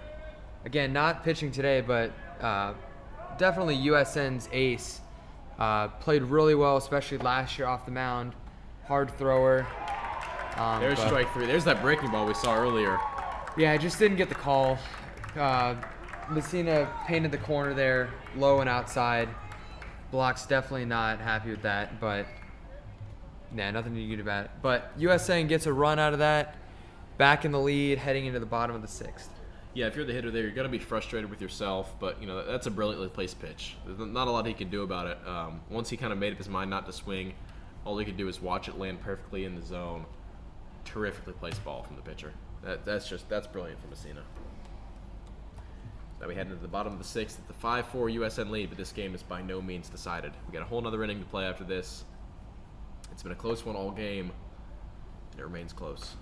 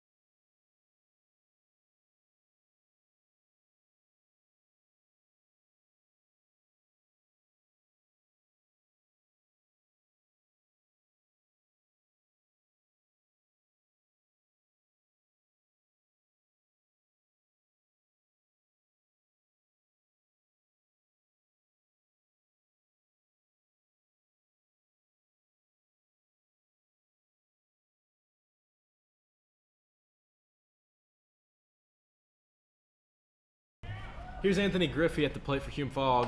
Pitch outside from Powers.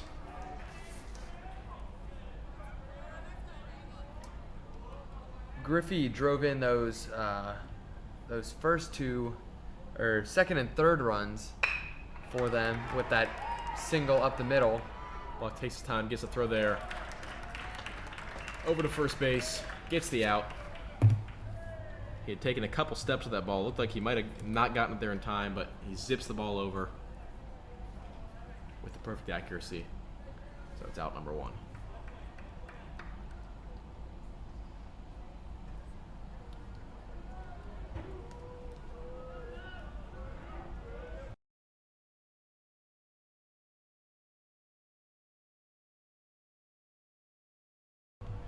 Strike 1 right there on Cooper Boyd. Well-placed pitch from Powers. One interesting thing about this game is no double plays yet. Not as common as they are in college, but still interesting that we're in the bottom of the 6th inning and haven't had any yet. But still an interesting game, no doubt. 0-2 count. Drives that ball into left field. That one is probably going to end up in foul territory. Dar gets over there, and he just missed it. So it will be a foul ball. Would have been great if he could have caught that ball for USN, but it won't harm him that he missed it. It's just a foul ball. 0-2 count still.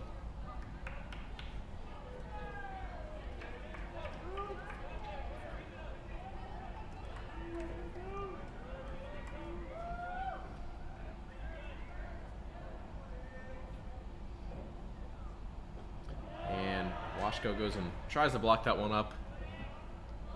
Pitch was just off the mark.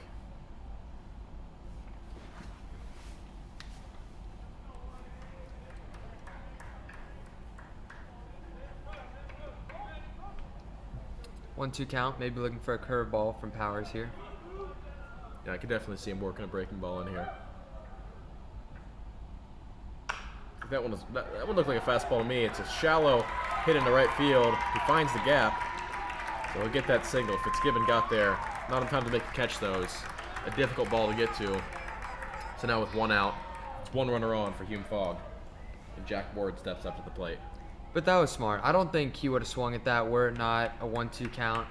But being extra aggressive to protect the strike zone, and just got it off the end of the bat, able to make a single out of it. Coach Gablett meeting with the infield. Looks like Townsend Stevenson is switching out his glove. Looks like he's getting his pitcher's glove, and he will head to the mound. He's instructing, looks like,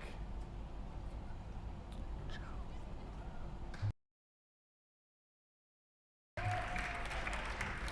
it's Powers who comes out, Stevenson who goes to the mound, Joseph Ozine is heading to right field. I believe I heard Coach Gablett say right field as he heads into the outfield to meet with the other 2 outfielders.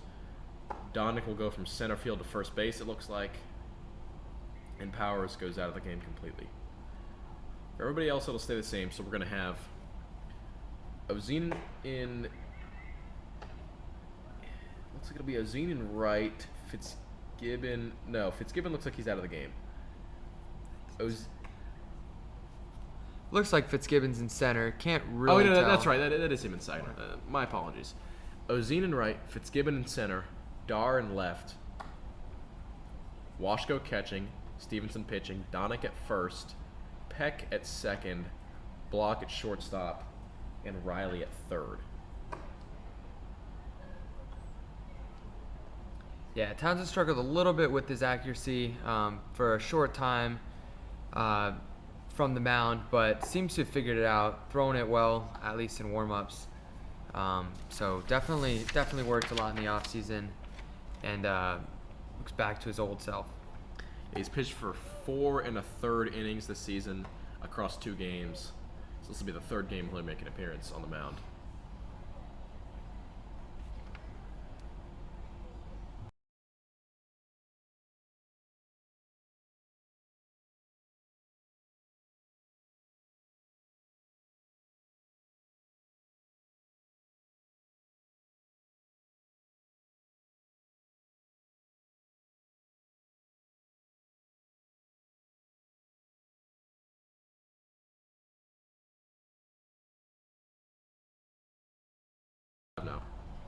Townsend's strength is definitely his changeup, which moves from left to right towards his throwing arm. Difficult to catch as a catcher, no doubt, but even more difficult on the hitter to try to line up the barrel. So he's definitely got to use that quite a bit today and catch the hitters off guard. Hopefully get a couple dribblers in the infield. Yeah, it's definitely hard to hit a curveball that moves away from you, but sometimes some would argue it's harder to hit one that comes toward you. I guess it really just depends on the hitter's preference. Stevenson's first pitch of the night, it's a strike. Still Jack Ward, the DH at the plate. 0-1 count.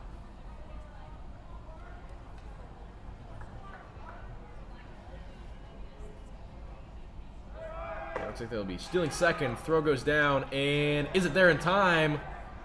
And he's ruled out.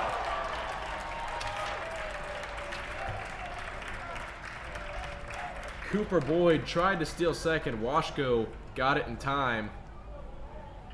He read it like a book, threw it perfectly in place. Peck got the tag down. Great execution to throw him out. So that's 2 outs with an 0-2 count. And Washko thought that was strike 3. He rolled it back to the mound, but it was not a strike. 1-2 count now. I didn't really think that one was a strike. I don't know what Washko saw there, but maybe he's just feeling extra confident. That'll be strike 3. Swung on and missed. That's the end of the inning. USN now heads into the 7th with a lead. They can try to extend it here. They still need to defend in the bottom half of the 7th inning. Right now is to add those insurance runs. They have the lead now. They can add on to it, though. Absolutely. And that was a great tag by Peck at second base. Looks like almost that the turf came into play there. Boyd got kind of underestimated the turf there, went over the bag, and Peck was able to hang on to the tag there, hang on to the ball, and tag him before he could get back. Yeah, you know, we were talking earlier about this turf, how you can slide much further, you can kind of run faster on it. I said, and I assumed that the players would be well aware of that factor that this turf provides, because I remember when I was playing in this game 3 years ago, all we were really talking about is we're going to be able to run so much faster, slide so much further. You know, it's going to be super cool to be on this turf, and it's going to be so much easier to steal bases. All of our faster players were talking about stealing bases, and now it looks like the players on both teams aren't quite aware of the effect that this slick turf can have, because throughout the game we've seen players from both teams overslide the base. It looked like right there, didn't have a perfect angle from it here in the broadcast booth, but it looked like Boyd might have slid over that base, and that might have been the reason he was out, because the throw was there on time, the tag was there, but the umpire was waiting to see if the tag was applied. He was kind of waiting to give a call, and Peck was putting a couple extra tags on, so looks like that might have been what ended up being the factor that got him out there. Yeah, and Peck's a really strong player all around. Started playing for the team last year as an 8th grader. Really good arm, good bat. Obviously with Block at shortstop, he's pretty established in that position. So Peck moving a little bit from his traditional spot at shortstop over to second base. So USN's middle infield has been really strong and will continue to be strong this year. Yeah, and they'll have that for another year, as Owen is just a junior, so he'll be there his senior year. Peck will play his sophomore year. They'll have 2 years together in that middle infield partnership, and now we'll get a chance to see how Peck hits as he steps up to the plate for another at-bat. 4th plate appearance of the game in the 7th inning. For those unfamiliar with high school baseball, typically you have 9 innings in a major league or college game. We have 7 here in high school baseball, so this is the final frame of the game. That one blasted into left field. That one might get over the green monster. It'll be a foul ball.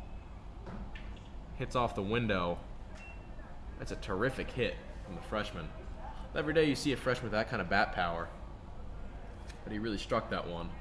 And if that one was just a little bit further to the right, that one might have bounced off the tall green wall in left field and ended up causing problems for the Hume-Fogg outfield. 2-1 count now as that ball was just inside and low. Didn't drop quite in time. The night is really setting in well here. Great atmosphere, lights on. And a sliding shortstop can't get to that one. Schneiderman just misjudged it. Now Peck's going to try to turn it into a single and a one-base error. He does. Gets to second base. Terrific awareness by Peck. He saw the opportunity to go that far. He takes it, and now he'll give his elbow guard to the first base coach. Yeah, that was an all-effort play right there. Most people would have made the turn at first, noticed that the outfielder was handling it cleanly, but no, he went all the way, understanding that the outfielder didn't have much intensity to get to the ball. So great play there, great awareness. Here's Mahoney Donick at the plate, squares around for a bunt, pulls back. 0-1 count.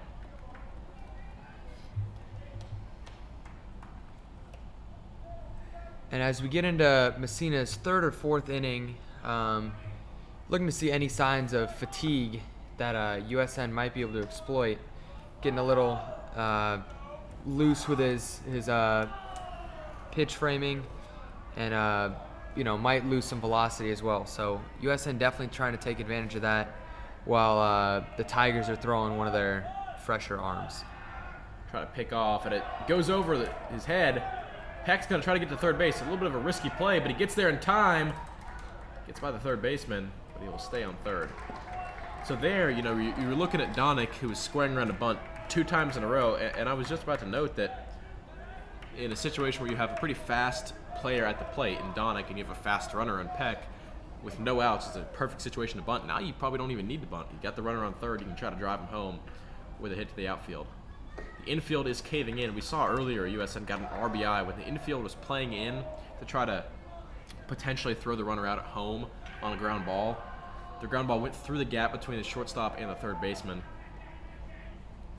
We can see potentially USN might hit a gap similar to that once again here. Umpire's going to go and talk to someone in the USN dugout.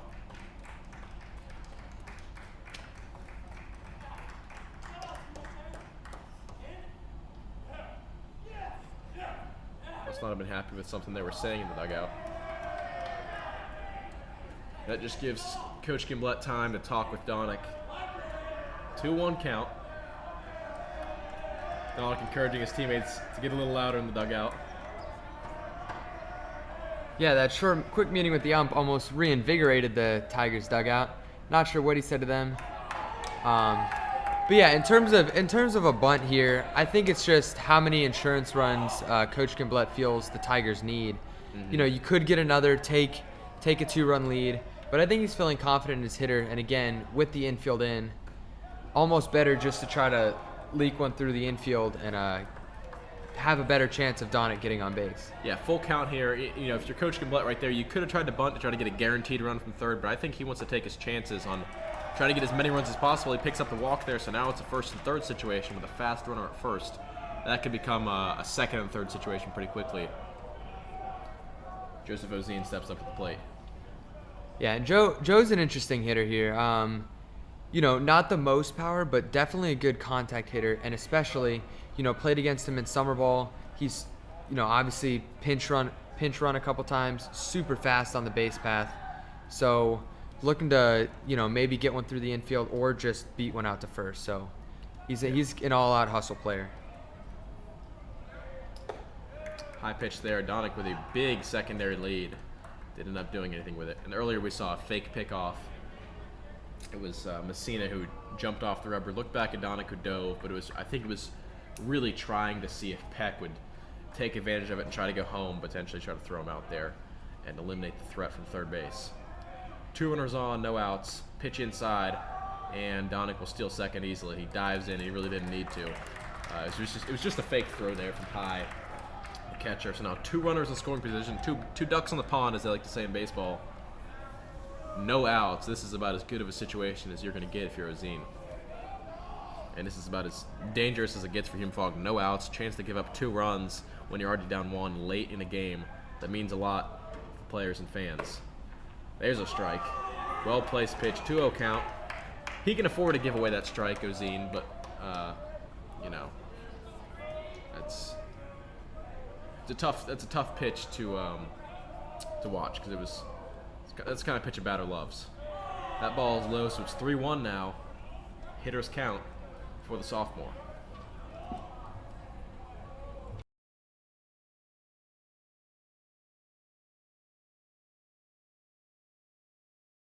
Breaking ball, swung on and missed. That one, he just had the timing wrong, so it's a full count now.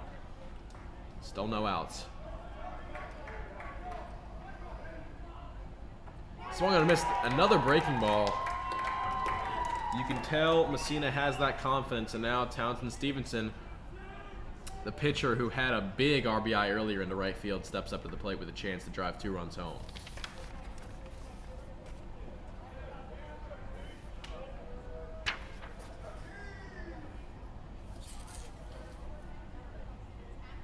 Scores a run for a bunt. He lays it down, ends up in foul territory. Picked up in the on-deck circle. Still in Washko got to that one. Yeah, Townsend's a really strong bunter. Has really good control. Again, difficult there.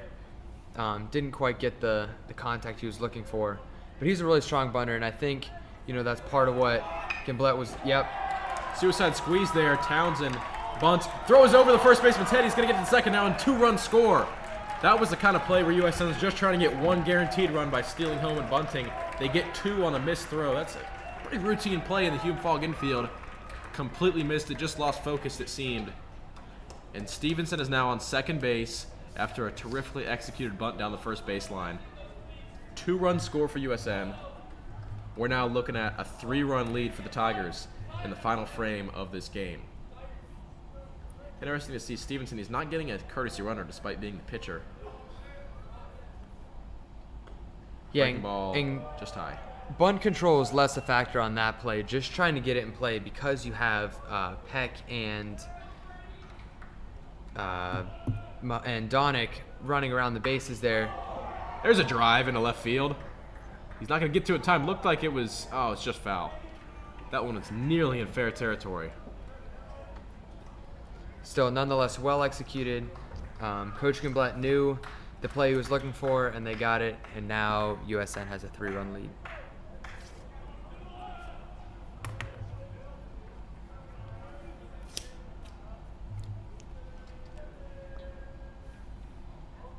And Stevenson's going to steal. Hit goes to shortstop. Stevenson will stay at third base, and Washko slid headfirst into first. That extra effort didn't get him there in time, so now it's 1 runner on third base. Harry Fitzgibbon at the plate. If I'm not mistaken, Fitzgibbon has not gotten on base today, but if there's ever a time, it's now, late in the game. 2 outs, 7th inning, 3-run lead, runner on third base.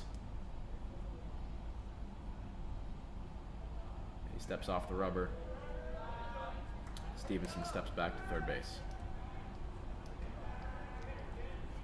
Yeah, just quick note. Fitzgibbon did have a single in the 4th inning, but was no problem. Was thrown out at second on a fielder's choice after Dar's at bat.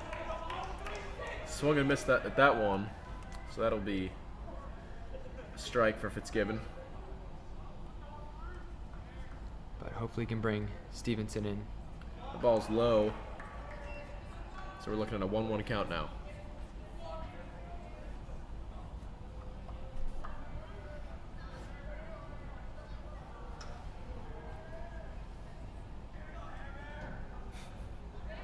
Living here with the dugout, just refer to him as Hair Bear. That's a terrific nickname. 1-2 count now for Hair Bear.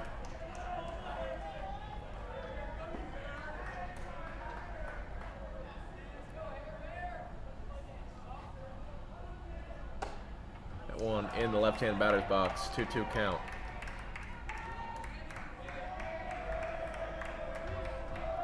USN dugout making their voices heard, showing their support for their teammate.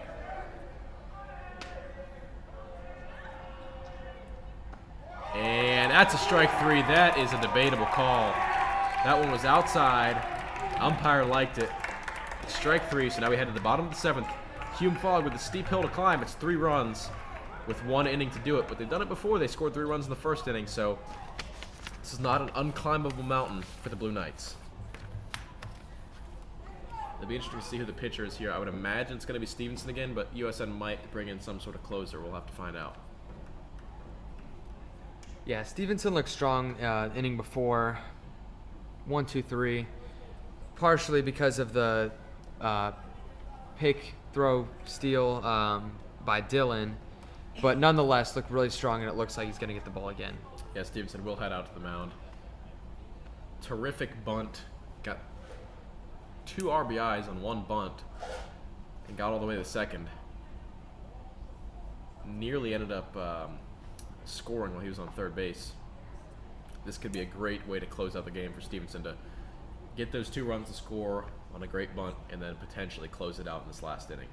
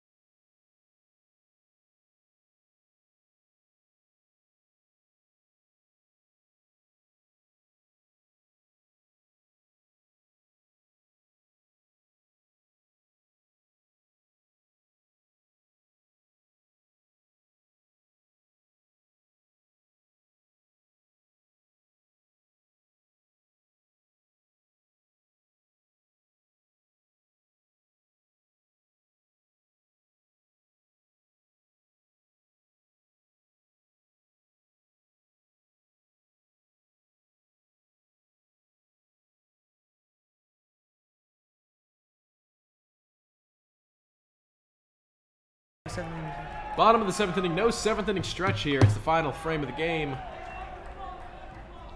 I've said that same phrase about 4 times now. I need to stop. But final inning of the game, no 7th inning stretch. 0-1 count after that foul ball.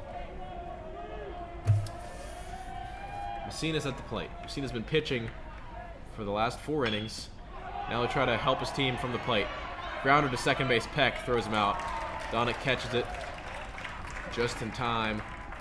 Messina had enough hustle to make it a close play, but he got thrown out. That's out number 1.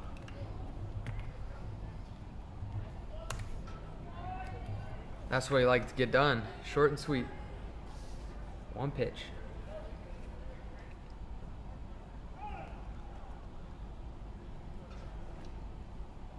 I don't mean to be a stickler. That was 2 pitches. He did have a foul ball before. Yes. Nonetheless, 2 pitches. Definitely Still a quick, easy nice count. and easy. 2 outs remaining. It's a meeting here between Stevenson and Washko. And I'm not sure what is going on here. It looks like there might be some kind of injury or something with Messina. He's over. You can't really see him on the screen. He's tucked away. He's behind the USN dugout after running that play out. Somebody is doing something with his foot. Maybe now he's standing up just fine. Not sure what's happening with him. He's taking a few steps gingerly.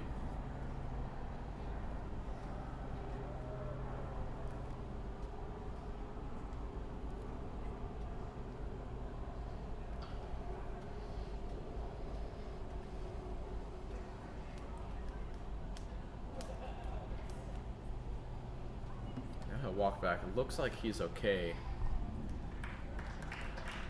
Platforms, yeah. It looks like it was some kind of injury for Messina. Hopefully it won't set him back too far. And it was just a little bit of a little tweak.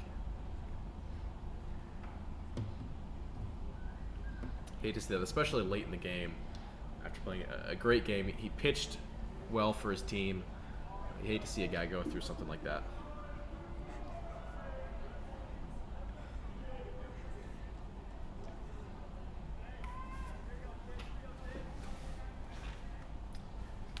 Brady Schneiderman at the plate for the Blue Knights with 1 out. Here comes Stevenson. Pitch is high and outside. 1-0.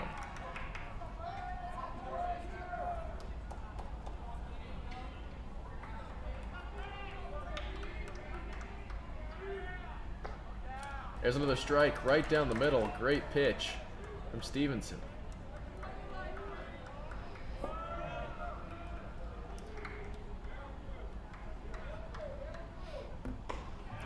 Another terrifically placed pitch right on the outside of that strike zone. Hard to ask for a better placed ball than that. And swung on and missed. Had a little bit of a tip, but it ended up in Washko's glove, so that's out number 2. Tigers are just 1 out away from taking home the 2022 Downtown Derby. That would be their 2nd win in the Downtown Derby out of the 2 games that have been played. They would be undefeated winners in the Downtown Derby if they can get out of here. It's back in 2019, the first iteration of this game at Hawkins Field. and took home the win. There's another strike. Townsend Stevenson is just dialed in right now. Strike 2. Got a chance to end this game. It's George Esposito who's going to try to keep his team alive with 2 outs and 2 strikes. But Stevenson has just been absolutely surgical precision. Is the only way to describe the way he's been pitching. And strike 3. That'll do it. USN Tigers win the 2022 Downtown Derby 7-4. Terrific finish to the game. They went down 3-0 in the first inning. They fought back. They showed no quit. 3-run win after being down 3 early in the game. Now the teams will shake hands. Terrific showing from the Tigers after a rough spring break where, like we were saying, they had some things to build on, some positive takeaways, but no wins. Now here they come back to town, get a win in one of the biggest stages in scholastic baseball. Terrific work from the Tigers. Eddie, any thoughts from you? Just great game all around. Both teams played really hard. Again, great environment. Thank you so much to Vandy and Vandy Athletics for having us out here to broadcast. In the end, great pitching performances by the Tigers pitchers, Aiden Savona, Quinn Powers, and Townsend Stevenson. Bats heated up a little bit for USN down the stretch. Just great game, great experience. Yeah, it's a great experience for us as broadcasters, and of course it's a great experience for the players in the field, getting to come out here playing at the stadium of one of the most prestigious college baseball programs. A lot of these guys look up to the Vandy players. They watch Vandy all throughout the season and the College World Series, so for them to get on the field, to play in the home of such a prestigious program, definitely a terrific experience for all the guys involved in both USN and Hume-Fogg. Great way to, we're early in the season. It's not a great way to start the season because the season's already been started, but a great way to keep the season going. Add another positive note. This is definitely a memory these players can look back on in a few weeks and years from now.